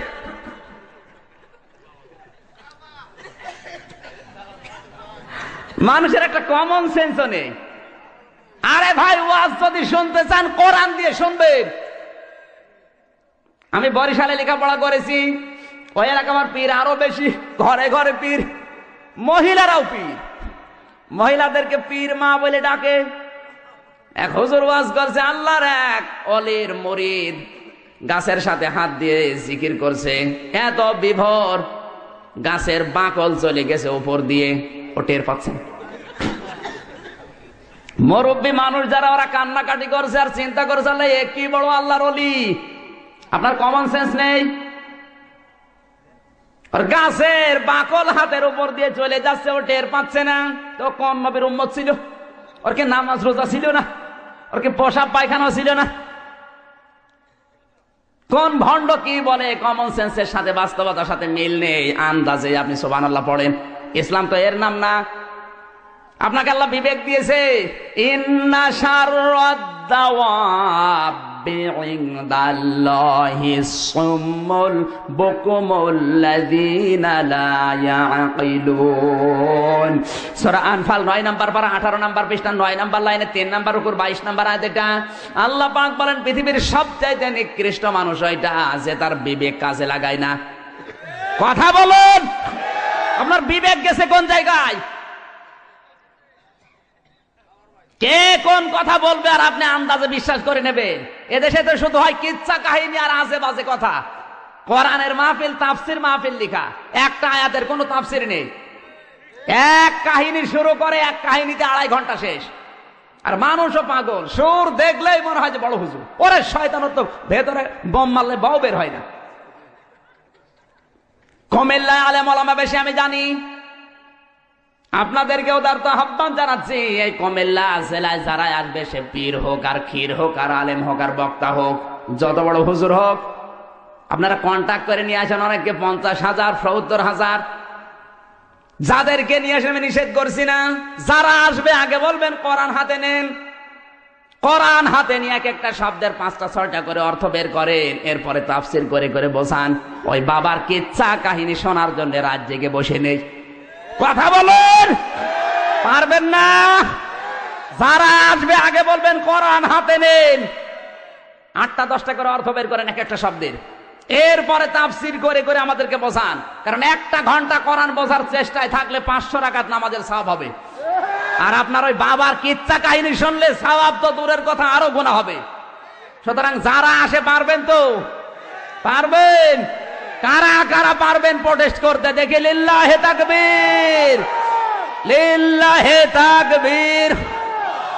আল কোরআনের আলো, আল কোরআনের আলো, দুনিয়ার মুসলিম। কষ্ট দিয়ে ফেললাম। জিকিরের অর্থ আল্লাহ যখন নিজে বললেন উপদেশ, সুতরাং উপদেশ হবে কি দিয়ে? জোরে বলেন। কোরআনের উপদেশ দিলে যাদের ভেতরে আল্লাহ ধমকের ভয় আছে, ওদের কাজ হবে। সোনা যদি আপনি সারা জীবন আগুনের ভেতরে রাখেন, ওকে তো গলবে না, লাল টক টক করবে। সোনার উপরে কেউ যদি সোহাগা ছিটিয়ে দেয় পানি হয়ে যাবে। কথা বলেন না কেন? মানুষের কলিজা ঠিক ওই রকম, সারা জীবন যদি বাবার কিচ্ছা কাহিনী বলেন ও কিন্তু নরম হবে না। ওর সামনে যদি কোরআনের আয়াত পড়ে ব্যাখ্যা করে বোঝানো যায়, আমার আল্লাহ বলেন ওর দিল আমি নরম করে দেব। এখন থেকে কুমিল্লা যারা আসবে, কোরআন শরীফ ছাড়া কোনো ওয়াজ নেই। জোরে বলেন। কটিশন দিয়ে দলিল দিয়ে কথা শুনতে হবে। ওসব কিচ্ছা কাহিনী তাফসির মাহফিলে ওয়াজ মাহফিলে নিষিদ্ধ করা হলো। কি একমত আছেন না সবাই?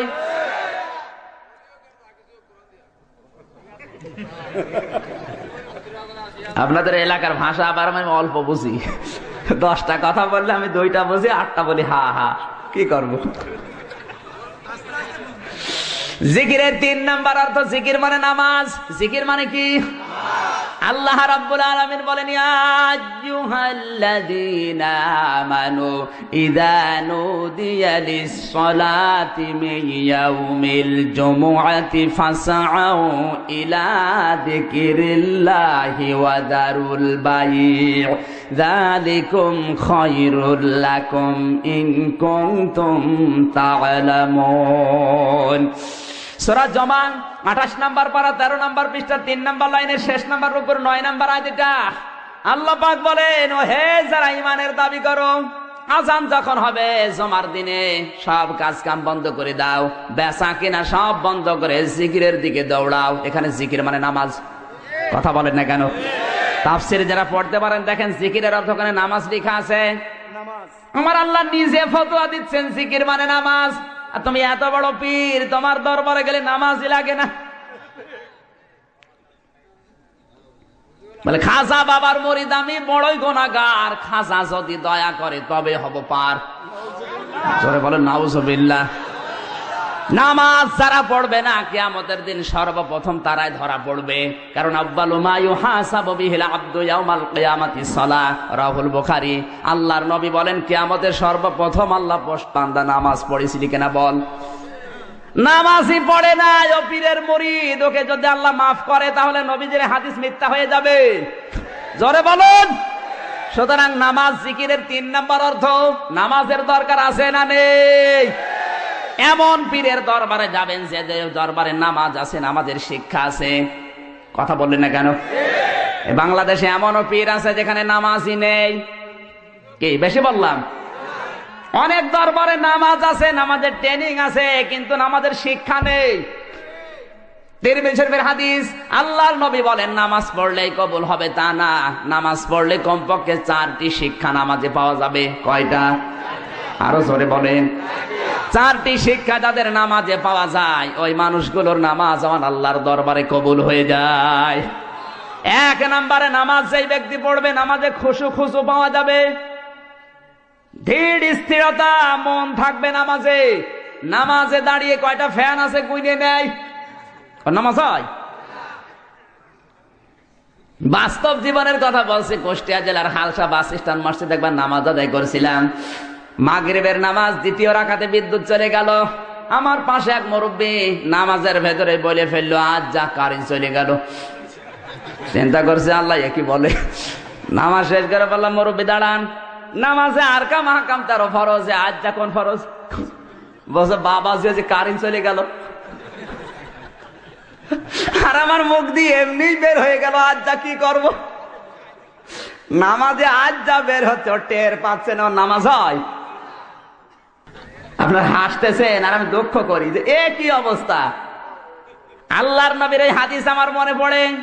عن علي رضي الله تعالى عنه قال قال النبي صلى الله عليه وسلم يوشك أن يأتي على الناس زمان لا يبقى من الإسلام إلا اسمه ولا يبقى من القرآن إلا رسمه مساجدهم عامرة وهي خراب من الهدى علماؤهم شر من تحت يدهم السماء من عندهم تخرج الفتنة وفيهم تعود رواه البيهقي বাইহাকী শরীফের 305 নম্বর পৃষ্ঠার হাদিস। আল্লাহর নবী বলেন এমন সময় আসবে, সেই সময় শুধু ইসলাম থাকবে নামে, কোনো নিয়ম নীতি থাকবে না। ইসলাম এখন বাংলাদেশে আসলে ইসলামের একটা নিয়মও নেই। কথা বলুন। ওই সময় কোরআন থাকবে, কিন্তু কোরআনের কোনো নিয়ম নীতি, আইন কানুন, রসম চলবে না। বাংলাদেশে 96% মুসলমান, কোরআনে কারিমের একটা আয়াত বাংলাদেশে এখন প্রতিষ্ঠিত নেই। আমার মনে হয় নবীজি 1500 বছর আগে জানিয়েছে, আর বাংলাদেশে এখন 100% কার্যকর। 3 নম্বরে ওই দেশে বড় বড় বিল্ডিং তৈরি হবে, মসজিদ গুলো টাইলস দিয়ে মোজাইক দিয়ে রং বেরং তৈরি করবে, কিন্তু মানুষ ওই দেশে মসজিদের ভেতরে হেদায়েত থাকবে না। বাংলাদেশে একটা মসজিদ দেখান যেখানে কোরআনের কথা সঠিকভাবে বলা যায়। কথা বলছে না কেন? একটা মসজিদ এখন আর নেই যেখানে কোরআনের হক কথা বলে টিকে থাকা যায়। আমি গত বছরে প্রায় 5টা মসজিদ পাল্টিয়েছি। 1 সপ্তাহ 2 সপ্তাহ হয়, বলে হুজুর আপনার দরকার নেই। কেন? সভাপতি সুদ খায়, আপনি সুদের বিরুদ্ধে কথা বললেন কেন? ওরে শয়তান, সুদের বিরুদ্ধে কথা বলে কে? জোরে বলেন। আল্লাহকে কিছু বলতে পারে না, যত দোষ আমির হামজার। আমারে নরম পেয়েছো। যে সমস্ত মসজিদে কোরআনের হক কথাগুলো বলতে দেয় না, ওই মসজিদে নামাজ হবে না। কথা বলছে না কেন? কারণ মসজিদের সভাপতি, সেক্রেটারি, মোতাওয়াল্লি, সদস্য এমন মানুষ হয়ে বসে আছে কমিউনিস্ট, আল্লাহকে বিশ্বাস করে না। নাই কুমিল্লায় নেই এমন মানুষ সভাপতি, ও আল্লাহকেই বিশ্বাস করে না। রাজনৈতিক ক্ষমতা আছে, টাকা পয়সা আছে, এজন্য সভাপতি। না দিলে আবার রাগ করে। কি বলে? ও মামলা। আপনারা যে কেসও ঢোকাইবেন, আমার কেসও হবে হয়তো। যশোরে মাহফিলে একবার পেয়েছিলাম চাষরা মোড়ে, এক সভাপতি মাইক নিয়ে বলছে, ভাইরা আমার, বোনেরা আমার, আপনারা আমাকে এলাকার মেম্বার বানিয়েছেন, এই জন্য আমি গর্ভবতী। দ্বিতীয় নম্বরে বলছে, ভাইরা আমার, বোনেরা আমার, আপনারা আমাকে মাহফিলের সভাপতি বানিয়েছেন, এই জন্য আর একবার গর্ভবতী। আমি বললাম, ভাই ঠিক আছে, আর কিছু বলার দরকার নেই, মাইক দেন। বাংলাদেশের মেয়েরা বিবাহ হওয়ার পরে 1 বছরে 1 বার গর্ভবতী হয়, আর আপনি 1 মিনিটে 2 বার। আরো যদি 5-6 মিনিট কথা বলেন তো 10-12 বার গর্ভবতী হয়ে যাবেন। এইরকম আনকালচার মানুষকে সভাপতি বানিয়ে রাখে মসজিদের। কথা বলেন, ওখানে কথা বলা যায়? এই জন্য আল্লাহর নবী দিয়েছেন, মাসাজিদুহুম আমিরাতুম ওয়া হিয়া খারাবুম মিনাল হুদা। মসজিদগুলো বড় বড় তৈরি হবে, বিল্ডিং, মোজাইক করা হবে পাথর দিয়ে, টাইলস করা হবে, সুন্দর সুন্দর রং বেরং তৈরি করবে, কিন্তু মানুষ কোরআনের কথা শোনার জন্য মসজিদ পাবে না। তার মানে হেদায়েত থাকবে না। উলামাউহুম শাররুম মিন তাহতি আদিমিস সামা। ওই দেশের আলেমরা হবে ওই দেশের মানুষের কাছে সবচাইতে বড় ঘৃণিত। কথা বলেন। এখন তাকান বাংলাদেশের দিকে, যত দোষ সব আলেমদের। হুজুর যদি একটু জোরে যায় বলে দাওয়াত পেয়েছে, যদি একটু আস্তে যায় বলে কি খাওয়া খেয়েছে, তো করবে কি? যত দোষ সব এখন কিন্তু আলেমদের। আজ এই মিডিয়ার মাধ্যমে, ইলেকট্রিক মিডিয়া, প্রিন্টিং মিডিয়ার মাধ্যমে আলেমদেরকে আজ বাংলাদেশে সবচাইতে বেশি খারাপ করেছে কিছু বাম আর রাম। আলেমরা দেশের মানুষের কাছে এত খারাপ ছিল না, কিছু বাম আর রাম এরা তথ্য সন্ত্রাস করে আলেমদেরকে সবচাইতে বড় ঘৃণিত করে দিয়েছে। আল্লাহর নবী জানিয়েছেন, তিরমিজি শরীফের 328 নম্বর পৃষ্ঠার হাদিস, 528 নম্বর পৃষ্ঠার হাদিস, আল্লাহর নবী বলেন, কোন এলাকায় জনপদে যদি আলেমদের উপর অত্যাচার হয়, জুলুম হয়, নির্যাতন হয়, মহান আল্লাহ ওই দেশে 5টা গজব নাজিল করা অপরিহার্য করে নেয়। কোন বর্ণনা এসেছে 6টা গজব নাজিল হয়। 1 নম্বরে ওই দেশে ঘরে ঘরে ডায়াবেটিস হয়। 2 নম্বরে ওই দেশে হার্ট অ্যাটাকের রোগীর সংখ্যা বেড়ে যায়। 3 নম্বরে ওই দেশের যুবক যারা আছে তারা যৌন শক্তি হারিয়ে ফেলে। বাংলাদেশের যুবকদের যৌন শক্তি হারিয়ে যাচ্ছে, তার 1 নাম্বার প্রমাণ হারবালের পোস্টার। কথা বলছে না কেন? এমন কোন জায়গা নেই পোস্টার নেই। ইন্ডিয়া হারবাল, কলকাতা হারবাল, জোরে বলেন সুবহানাল্লাহ। যুবকদের যৌন শক্তি হারিয়ে যাচ্ছে, তার বাস্তব প্রমাণ এই পোস্টার গুলো। না মানে এইদিকে আসেন, আপনাকে দেখি। 4 নম্বরে ওই দেশে ভূমিকম্প হবে, ভূমিধস হবে, মাঝে মাঝে বিল্ডিং গুলো ধসে পড়বে। এই গত 5 বছরের জরিপ বেরিয়েছিল জানুয়ারি মাসে। গত 5 বছরে 384টি বিল্ডিং ফাটল ধরেছে, 74টি বিল্ডিং হেলে পড়েছে। আর রানা প্লাজা নাই, আমরা নাড়াতাড়া দিয়ে ফেলে দিলাম। এটা নাই আমরাই ফেলে দিলাম, বাকিগুলো পড়ছে কোন কায়দায়? কায়দা আছে না নেই? নবীর হাদিসের বহির্প্রকাশ। 5 নম্বরে ওই দেশে ভূমিগুলো ফেটে যাবে, জমিন ফাটা আরম্ভ করবে। নওগাঁ জেলায় যান, মান্দা থানার 3 কিলোমিটার মাঠ ফেটে গেছে। ঢাকা আশুলিয়ার 2 কিলোমিটার ফাটা আরম্ভ হয়েছে। এগুলো রহমত না গজব? কিছু মানুষ মনে করছে না রহমত, কারণ যত আকাম করেছি জায়গা যদি না পাবে ফাটার ভেতর ঢুকবো। 6 নম্বরে গজব নাজিল হবে ওই দেশে, আকাশের বৃষ্টি আল্লাহ বন্ধ করে দেবে। বলে আরাইতুম ইন আসবাহা মাউকুম গাওরান ফামাইয়াতিকুম বিমাইম মাইন। সূরা মুলক 29 নম্বর পারা 3 নম্বর পৃষ্ঠা 9 নম্বর লাইনে শেষ নম্বর রুকুর 30 নম্বর আয়াত। এটা আল্লাহ পাক বলেন, হে পৃথিবীর মানুষেরা, আমি যদি পানির লেয়ার কমিয়ে দেই, মাটির নিচ থেকে পানি যদি নামিয়ে দেই, কে আছে তোদের পানি দেবে? কথা বলেন না কেন? এই 6টা গজব আল্লাহর নবী বলেছেন নাজিল হবে।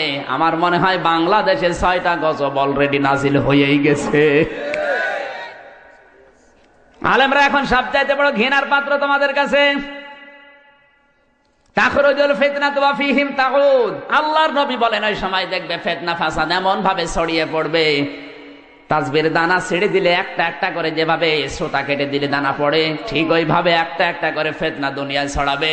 আমার মনে হয় বাংলাদেশে এখন হাদিসটা 100% কার্যকর। সুতরাং জিকিরের অর্থ আল্লাহ যখন নিজে দিয়েছেন নামাজ, জিকির যারা করতে চাই নামাজের দরকার তাদের আছে না নাই? নামাজের ভেতরে 1 নম্বরে খুশু লাগবে, নাই তো নামাজ আল্লাহর কাছে যাবে না। 2 নম্বরে নামাজে ইমাম লাগবে একজন। কয়জন? ইমাম যদি 2-3 জন হয় হবে। 3 নম্বরে ইমাম নির্বাচন করতে হবে সৎ চরিত্র দেখে। আজ আমরা নামাজের এই 3 নম্বর শিক্ষাটা নেই না, এখন মেয়র নির্বাচন চলছে। কথা বলেন না কেন? এই মসজিদের ইমাম নেওয়ার জন্য কুমিল্লার এই দাউদকান্দি, এই মসজিদের ইমাম নেওয়ার জন্য মানুষ কিন্তু মাথা থেকে পা পর্যন্ত দেখে ও সুন্নত মানে কিনা, ওর কর্মজীবন ঠিক আছে কিনা, ও বাস্তবে ওর চরিত্র ঠিক আছে কিনা, ওর বউ পর্দায় থাকে কিনা, সব দেখে দেখে তারপরে ইমাম নেয়। কথা বলেন না কেন? ইমাম সাহেবকে কোনো মানুষ 5 লাখ টাকা ঘুষ দেবে? জোরে বলেন। শুধু নামাজ আদায় করাবে এই জন্য যদি এত কিছু পরীক্ষা করা লাগে, এত চরিত্র দেখা লাগে। যে লোকটা মেয়র হবে, এমপি হবে, মেয়র হওয়ার পরেও কোটি কোটি টাকা নাড়াচাড়া করবে। কথা বলছে না কেন? তাহলে ওর চরিত্র ইমাম সাহেবের চাইতেও 100 গুণ ভালো হওয়া লাগবে। বাংলাদেশে একটা মেয়র দেখান যার চরিত্র ইমাম সাহেবের চাইতে ভালো। কিসের নামাজ পড়েন আপনি? নামাজের 3 নম্বরের শিক্ষা এইটা, ইমাম নির্বাচন করতে হবে বেছে বেছে, যাকে তাকে ভোট দিয়ে জাহান্নামে যাওয়ার কাজ করবেন না। 4 নম্বরে নামাজের 4 নম্বর অর্থ হচ্ছে, আল্লাহর নবী বলেন নামাজ যারা পড়বে, ইমাম সাহেব যদি ভুল করে ফেলে ওরা লোকমা দেবে। কি দেবে? জোরে বলেন। ইমাম সাহেব পড়ছে আলহামদুলিল্লাহি রাব্বিল আলামিন মালিকি ইয়াউমিদ্দিন, নামাজ হবে? পেছনে যে কিচ্ছু জানে না ও বলে হুজুর আপনার ভুল হচ্ছে, ও কিন্তু বলে দেবে কিচ্ছু জানে না, তারপরও বলবে ভুল হচ্ছে, একটা আয়াত বাদ গেছে। এত বড় ইমামের যদি ভুল ধরা লাগে, তাহলে এই সমাজে এই রাষ্ট্রে যারা ইমামতি করছে, আজ দায়িত্ব পালন করছে, প্রধানমন্ত্রী শেখ হাসিনা থেকে শুরু করে আপনাদের এই কুমিল্লার দাউদকান্দির যে চেয়ারম্যান আছে, এই 1628 জন মানুষ এখন দায়িত্বে আছে, এদের চরিত্র মসজিদের ইমাম সাহেবের চাইতেও ভালো হওয়া লাগবে। আর এরাও যদি কোনো ভুল করে, আল্লাহ রাসূলের বিরুদ্ধে কোনো কথা বলে, অবশ্যই তার লোকমা দিতে হবে। অনেক নামাজ পড়ে রাসূলের বিরুদ্ধে আব্দুল লতিফ সিদ্দিকীর মতো কোলাঙ্গার গালি দিয়েছে, কথা বলা তো দূরের কথা, একটা প্রোটেস্ট করে না। কথা বলুন, কিসের নামাজ পড়ো তুমি? এই জন্য কোরআন জানিয়েছে ফাওয়াইলুল লিল মুসাল্লিন আল্লাযীনা হুম আন সালাতিহিম সাহুন। আল্লাহ রাব্বুল আলামিন বলেন ধ্বংস আক্ষেপ ওই নামাজীগুলোর জন্য যারা নামাজ পড়ে কিন্তু নামাজ সম্পর্কে উদাসীন। এই সাহুনের ব্যাখ্যায় 4টি অর্থ লেখা আছে। নামাজ পড়ে কিন্তু খুশু নেই, নামাজ পড়ে কিন্তু নামাজের ইমাম ঠিক নেই, নামাজ পড়ে কিন্তু নামাজের ইমাম নির্বাচন ঠিক নেই, নামাজ পড়ে কিন্তু নামাজের ভেতরে ইমাম ভুল করলে লোকমা দেয় না। কথা বলেন না কেন? আমার ভাইয়ের এই জন্য নামাজ জিকিরের অর্থ আল্লাহ যখন দিয়েছেন, অনেক দরবারে যাবেন শুধু নামাজ পাবেন কিন্তু নামাজের শিক্ষা পাবেন না, এরকম দরবার আছে না নেই? নামাজের শিক্ষা যদি আজ প্রত্যেকটি পীরের দরবার থেকে মুরিদদেরকে শিক্ষা দেওয়া হতো যে ইমাম নির্বাচন করতে হবে সৎ চরিত্র দেখে, বাংলাদেশে কোনো শয়তান এমপি হতে পারতো না। সুতরাং নামাজ যারা পড়বে, যারা আদায় করবে না নামাজের, ওদের জিকিরে কাজ হবে। হযরত মুসা আলাইহিস সালামের জামানায় এক যুবতী মেয়ে এসে বলে, আল্লাহর নবী মুসা, আমি জিনা করেছি, আমার পেটে একটা অবৈধ সন্তান ছিল, ওরা ভূমিষ্ঠ হওয়ার পরে আছাড় দিয়ে মেরে ফেলেছি, আমার মতো গুনাহগার কেউ আছে? হযরতে মুসা বললেন, না, তোমার মতো গুনাহগার আর কেউ নেই, আল্লাহ তোমাকে মাফ করবে না। সঙ্গে সঙ্গে ফেরেশতা জিবরাইল এসে বলে, হে নবী, এই মহিলার চাইতে নিকৃষ্ট মানুষ দুনিয়ায় আছে। হযরতে মুসা আশ্চর্য হয়ে গেলেন, ডাক দিয়ে বললেন, ইয়া আখি জিবরাইল উনজুর, হে ভাই জিবরাইল আমার দিকে তাকান, কি বলেন আপনি? এই মহিলার চাইতে নিকৃষ্ট মানুষ আবার কে?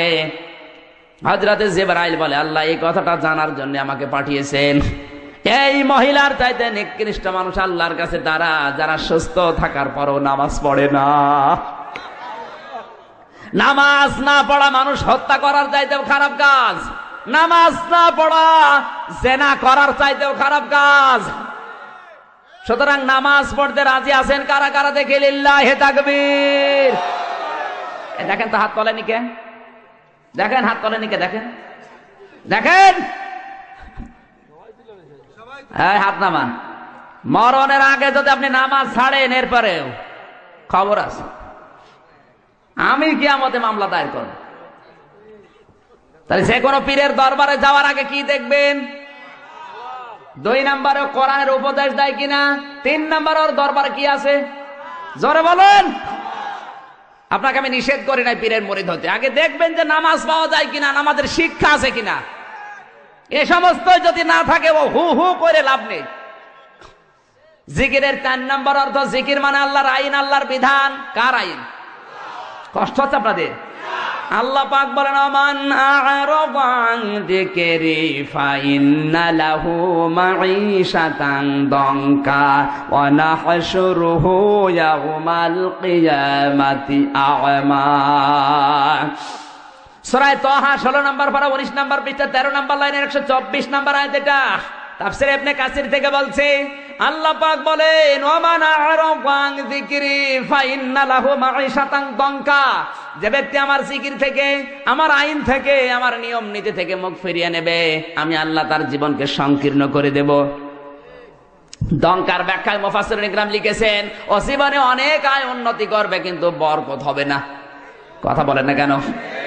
ঘুষ খেয়ে নিয়ে আসবে 5 লাখ টাকা, বাড়িতে এসে দেখবে 10 লাখ টাকার ক্ষতি হয়ে গেছে। দঙ্কা, ওর জীবনে কোনো শান্তি আল্লাহ রাখবে না।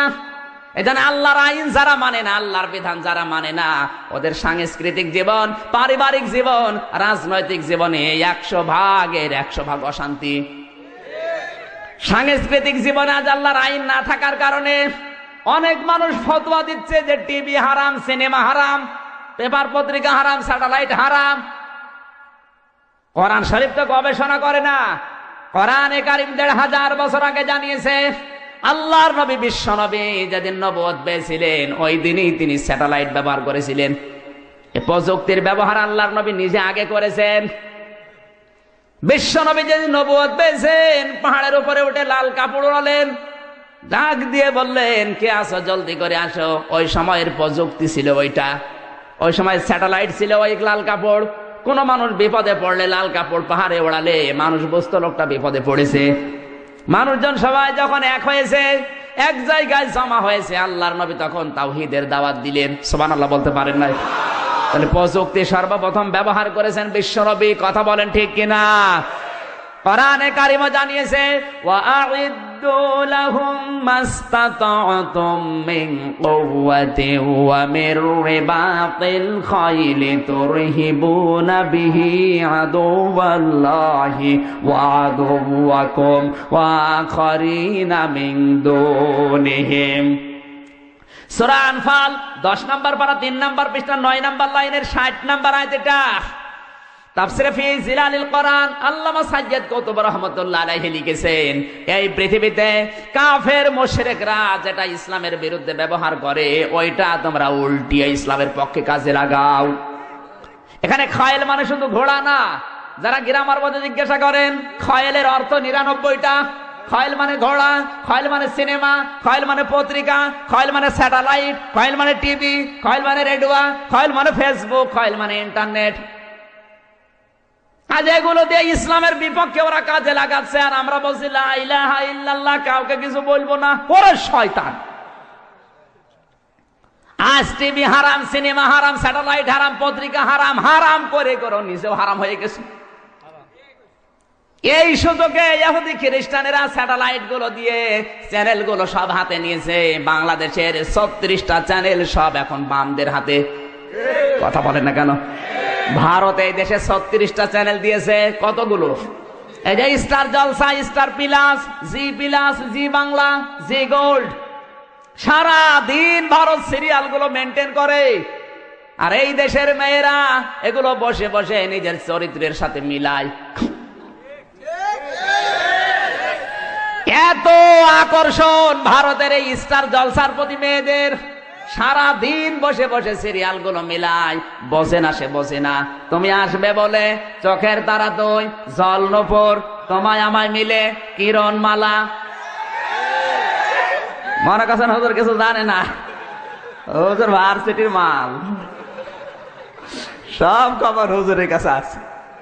সারা দিন বসে বসে সিরিয়াল গুলো, যদি রাতে কেউ দেখতে না পারে ও দিনের বেলায় কাঁচা তোলে।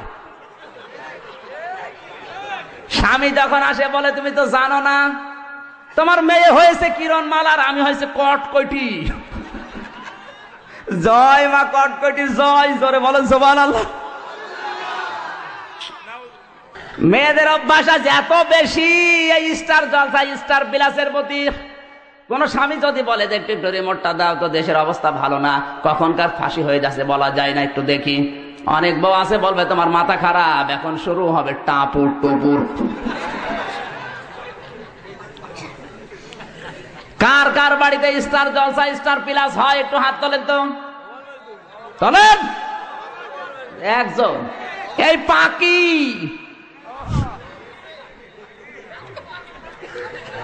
এই পাকির জন্য কত যুবতী জীবন দিয়েছে বাংলাদেশে। পাকি যে জামা বের করেছে ওর কোনো ওড়না লাগে না। ওড়না যদি কোনো মেয়ে যদি না পরে, ও যদি শুধু জামা গায়ে দিয়ে পাখির মতো দাঁড়ায়, ও তো বিশাল পাহাড়। বুকে কোনো ওড়না নেই, বুকের উপরে লিখে দেয় এক বুক জ্বালা, আর পেট মনে হয় ফুটবল খেলার মাঠ। কথা বলেন। এমন ব্লাউজ গায়ে দিয়েছে কোনো হাতাই নেই, বজ্রমালার মতো।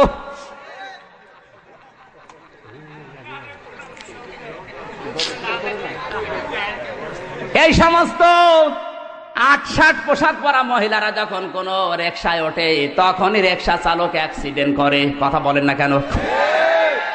কুষ্টিয়ার বড় বাজারে একবার রিকশায় উঠলাম, আমার নিয়ে রিকশা চালক চালাতে পারে না। 3 দিন পরে দেখি ওই রিকশায় মোটা মোটা 3টা মমতাজ মার্কা মহিলা উঠেছে।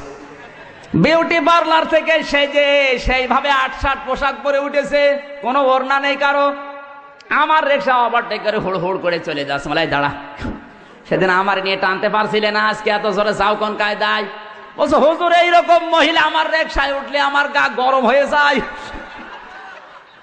ওর গা তো গরম হবে, কারণ উঠেছে কি, ও তো টাটকা শয়তান। কথা বলুন। আল্লাহর আইন আপনি যেখানে মানবেন না সেই জায়গায় আল্লাহ আপনাকে দঙ্কা সংকীর্ণ করে দেবে। ওয়াকারনা ফি বুয়ুতিকুন্না ওয়ালা তাবাররাজনা তাবাররুজাল জাহিলিয়াতিল উলা। সূরা আহজাব 22 নাম্বার পারা প্রথম নাম্বার পেজা 4 নাম্বার লাইনে 33 নাম্বার আয়াত। এটা তাফসিরে মাজহারি আল্লামা সানাউল্লাহ পানিপতি রাহমাতুল্লাহ আলাইহি এখানে তিনটি অর্থ দিয়েছেন তাবাররুজের। হে মেয়েরা ঘরের পরিবেশে থাকবে, বাইরে যাবে না। বাইরে যদি যেতে হয় জাহিলি যুগের মেয়েদের মতো রূপ সৌন্দর্য প্রদর্শন করে বের হবে না। এ ঘোষণাকার আর না, এটা আমরের সিগা। This is my order, so follow. যারা গ্রামার মধ্যে জিজ্ঞাসা করেন, আল্লাহ আমর মানে আদেশ করছেন মেয়েদেরকে রাস্তাঘাটে বের হলে যদি তাবাররুজ করে বের হও, জাহান্নামে তোমাদের স্থান আল্লাহ দেবে। তাবাররুজের অর্থ তিনটা। কয়টা? জোরে বলেন। তাবাররুজের 1 নাম্বার অর্থ, মেয়েরা যখন রাস্তাঘাটে আসে ওদের সাজগোজ বেড়ে যায়। কথা বলুন। আজ অনেক মেয়েকে দেখবেন ঘরের পরিবেশে থাকে, ময়লা পোশাক পরে, দুর্গন্ধযুক্ত শরীর নিয়ে, আর যদি শোনে বাইরে যাবে মার্কেটে বিবাহ খেতে, ওর সাজ দেখে কে? এক চোখের ভেতর দিয়ে 8টা-9টা জিনিস, আশকারা, মাস্কারা, আইলানা, মার্জিয়া, রূপের। এক চোখের ভেতরে যদি 9টা থাকে তো বাকি জায়গায় কয়টা আছে? সম্মানিতা মা বোনের, আপনি সাজবেন, নিষেধ নেই। টাকা পয়সা খরচ করি আমরা, সোনো পাউডার ব্লাউজ কিনে দিয়ে মরি আমরা, আর এগুলো দেখে মজা মারে ভ্যান চালক আর দোকানদাররা। ঠিক হুজুর মানে কি? মানে কাছে কিছু জানে না। টাকা পয়সা খরচ করি আমরা, আর এগুলো দেখে মজা মারছে ভ্যান চালক আর দোকানদাররা। আমরা কিনে দিয়ে আমাদেরকে দেখাও। অনেকে আছে নিজের বউ একটু সুন্দর, ও দিশাই পায় না করবে কি, আরো সুন্দর করে সাজিয়ে মানুষকে দেখায়। কুষ্টিয়ার মজমপুর গেটে বাস্তব বলছি, মোটর সাইকেলে করে নিয়ে যাচ্ছে একজন তার বউকে। সালাম দিলাম, উত্তর দেওয়ার পরে বললাম ভাইকে। বলছে তোমার ভাবি। তো ভাবি একই পরিয়েছে নাকি শাড়ি না মশারি? মানে একবার তাকানোর পর তাকানো যাচ্ছে না। আমার কানের কাছে মুখ নিয়ে বলছে, আমির হামজা কি করব? সারা জীবন তো আমি দেখলাম, আমি আর কত দেখবো? এলাকার মানুষের হক নেই, উনি হক আদায় করে বেড়াচ্ছে। এই হক আদায় করেন কারা কারা? হাত তোলেন, তোলেন। নিজের বউ সুন্দর, মেয়ে সুন্দর, বেটার বউ সুন্দর, বাড়িতে আপনার ছেলেকে দিয়ে দেখান। আপনার বেটার বউ আপনার ছেলে দেখবে, আপনার মেয়ে আপনার জামাই দেখবে।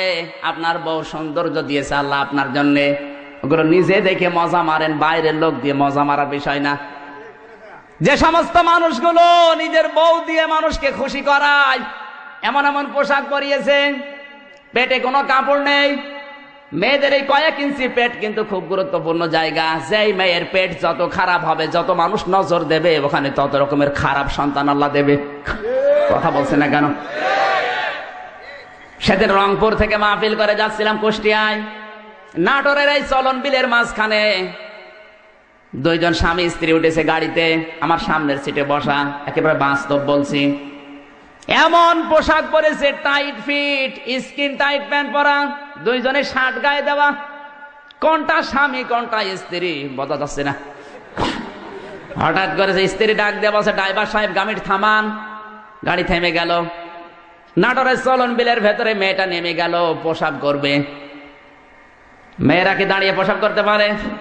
যেই বসতে গেছে পেছনে গেছে ছিড়িয়ে। গাড়ির সবাই হা করে তাকিয়ে আছে, ওর যে স্বামী ও তাকিয়ে আছে। লোকজন বসে, বেটা বিয়াদব, তাড়াতাড়ি যা। ও নিজে করবে কি, নিজের জামা খুলে তাড়াতাড়ি জড়িয়ে ধরেছে।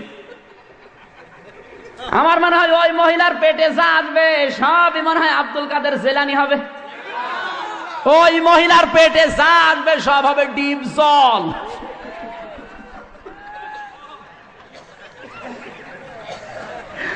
হয় ডিপ জল বের হবে, নাই মাইকেল জ্যাকসন, নাই মমতাজ বেগম। ওর পেটে আল্লাহ আল্লাহর ওলি দেবে। কার সারা দেশের মানুষের ইজ্জত দেখা শেষ। কথা বলেন না কেন? এই জন্য তাবাররুজের 2 নাম্বার অর্থ, মেয়েরা যখন রাস্তাঘাটে আসে এমন পোশাক পরে, 8-60 পোশাক। এখন আর 4 পিস পাওয়া যায় না। 3 পিসে এসেছিল, তারপরে 2 পিস, এখন 1 পিস। বিশ্ববিদ্যালয়ে যান, মেয়েরা মুসলমানের মেয়ে ওয়ান পিস পরে বাস থেকে নামে, 22 বছর 25 বছরের যুবতী মেয়ে, বুকে কোনো ওড়না নেই, স্কিন টাইট প্যান্ট পরে গেঞ্জি গায়ে দিয়ে যদি নামে তো কেমন লাগে বলেন তো? হ্যাঁ,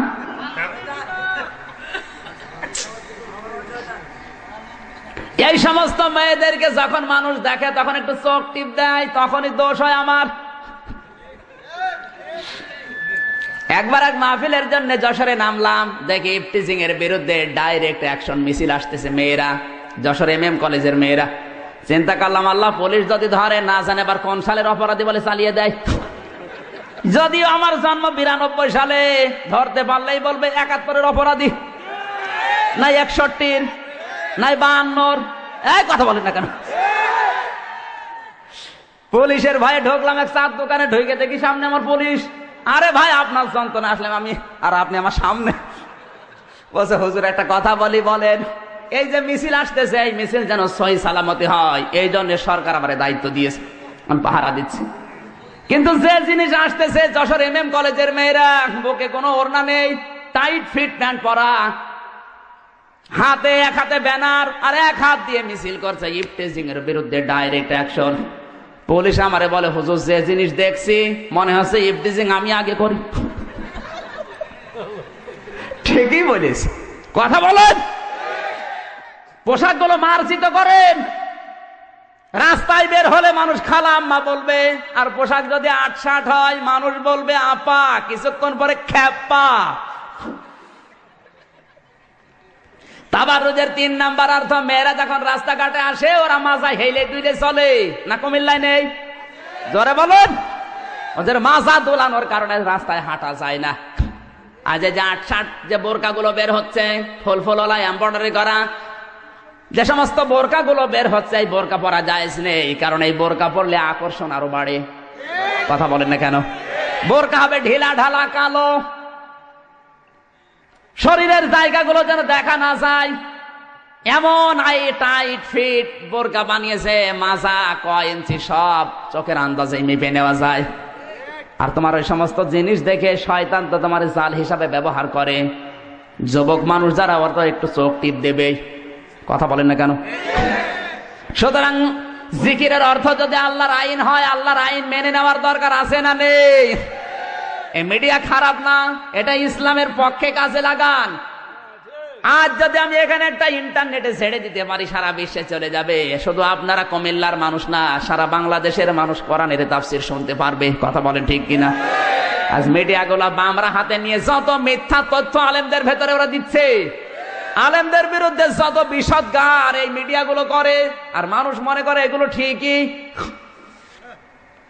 এজন্য মিডিয়া হাতে নেওয়ার দরকার আছে না নেই? জিকিরের অর্থ, আল্লাহ যখন বললেন আল্লাহর আইন, আল্লাহর বিধান, বাস্তবতায় আল্লাহর বিধান কায়েম যদি কেউ করে, তার জীবনের জিকির আমার আল্লাহর দরবারে কবুল হবে। জোরে বলেন সুবহানাল্লাহ। জিকির যে আল্লাহর আইনের ভেতরে হাজার হাজার কথা আছে, আমি খুব সংক্ষেপ করছি।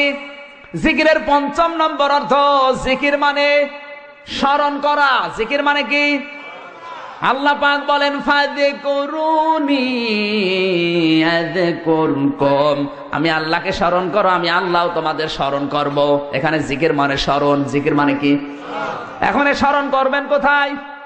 আল্লাহ আরেকটা আয়াত নাযিল করে দলিল দিচ্ছেন, আল্লাযীনা ইয়াযকুরুনাল্লাহা কিয়ামান ওয়া কুউদান ওয়া আলা জুনুবিহিম ওয়া ইয়াতাফাক্কারুনা ফি খালকিস সামাওয়াতি ওয়াল আরদ। সূরা আলে ইমরান 4 নম্বর পারা 14 নম্বর পৃষ্ঠা 9 নম্বর লাইনের 191 নম্বর আয়াতের মাঝের অংশ এটা। আল্লাহ পাক বলেন, যারা দাঁড়িয়ে বসে শুয়ে আমি আল্লাহকে স্মরণ করে, এইটাই জিকির। এইটা কি? জিকিরের যে 5টা অর্থ বললাম কোরআন দিয়ে, আমাদের দেশে যে জিকির চলে একটাও মিলে। জোরে বলে, কিসের জিকির করো তুমি? এই 5টি অর্থের সাথে যার দরবারের জিকিরের মিল নেই, যার পীরের দরবারের জিকিরের মিল নেই, ওটা জিকির না, ওটা ফিকির। এতক্ষণ বললাম কোরআন দিয়ে, কি দিয়ে? এবার আসেন হাদিসে। হাদিসের পরিভাষায় জিকিরের অর্থ আছে 99টা। কয়টা? এবার একটা একটা করে ব্যাখ্যা করে আমরা বলি নাকি? এখনো কিন্তু জাল কাবার জিকির চলছে, এরপরে আজকুরকুম আছে, এরপরে ওয়াশকুরুলি, এরপরে ওয়ালা তাকফুরুন। 99টা অর্থ বললে তো রাত শেষ হয়ে যাবে, ওই জায়গায় আলোচনা করব। আজকে একটা পয়েন্ট বলে শেষ করবো ইনশাল্লাহ। জিকিরের যতগুলো অর্থ আমি হাদিসের ভেতরে পেয়েছি, 86টার হাদিসগুলো যারা পড়তে পারে, মুসলিম শরীফের ভেতরে জিকিরের অর্থ আমি পেয়েছি। জিকির মানে যে স্মরণ, 5 নম্বর অর্থ বললাম। কত নবী আমার আল্লাহকে যখনই স্মরণ করেছেন তখনই পেয়েছেন, কথা বলেন ঠিক কিনা? জিকির আছে ব্যক্তিগত জীবনে, সামাজিক জীবনে, পারিবারিক জীবনে, রাজনৈতিক জীবনে, আন্তর্জাতিক জীবনে, সাংস্কৃতিক জীবনে, সারা জীবন শুধু জিকির আর জিকির। সামাজিক জীবনের জিকিরটা আমি আজকে বোঝাবো। সামাজিক জীবনের জিকির কি? শুধু নিজে খেয়ে পরে বাঁচবেন, আশপাশের মানুষের খবর রাখবেন না, এর নাম জিকির না। হযরত আব্দুল্লাহ বিন মুবারক রহমতুল্লাহ আলাইহির জীবনীতে দেখলাম এত বড় আলেম তিনি ছিলেন, তার নাম জানেন এমন কোন আলেম পৃথিবীতে নেই। যারা আলেম বসে আছে জিজ্ঞাসা করেন তো, আব্দুল্লাহ বিন মুবারক কত বড় আলেম।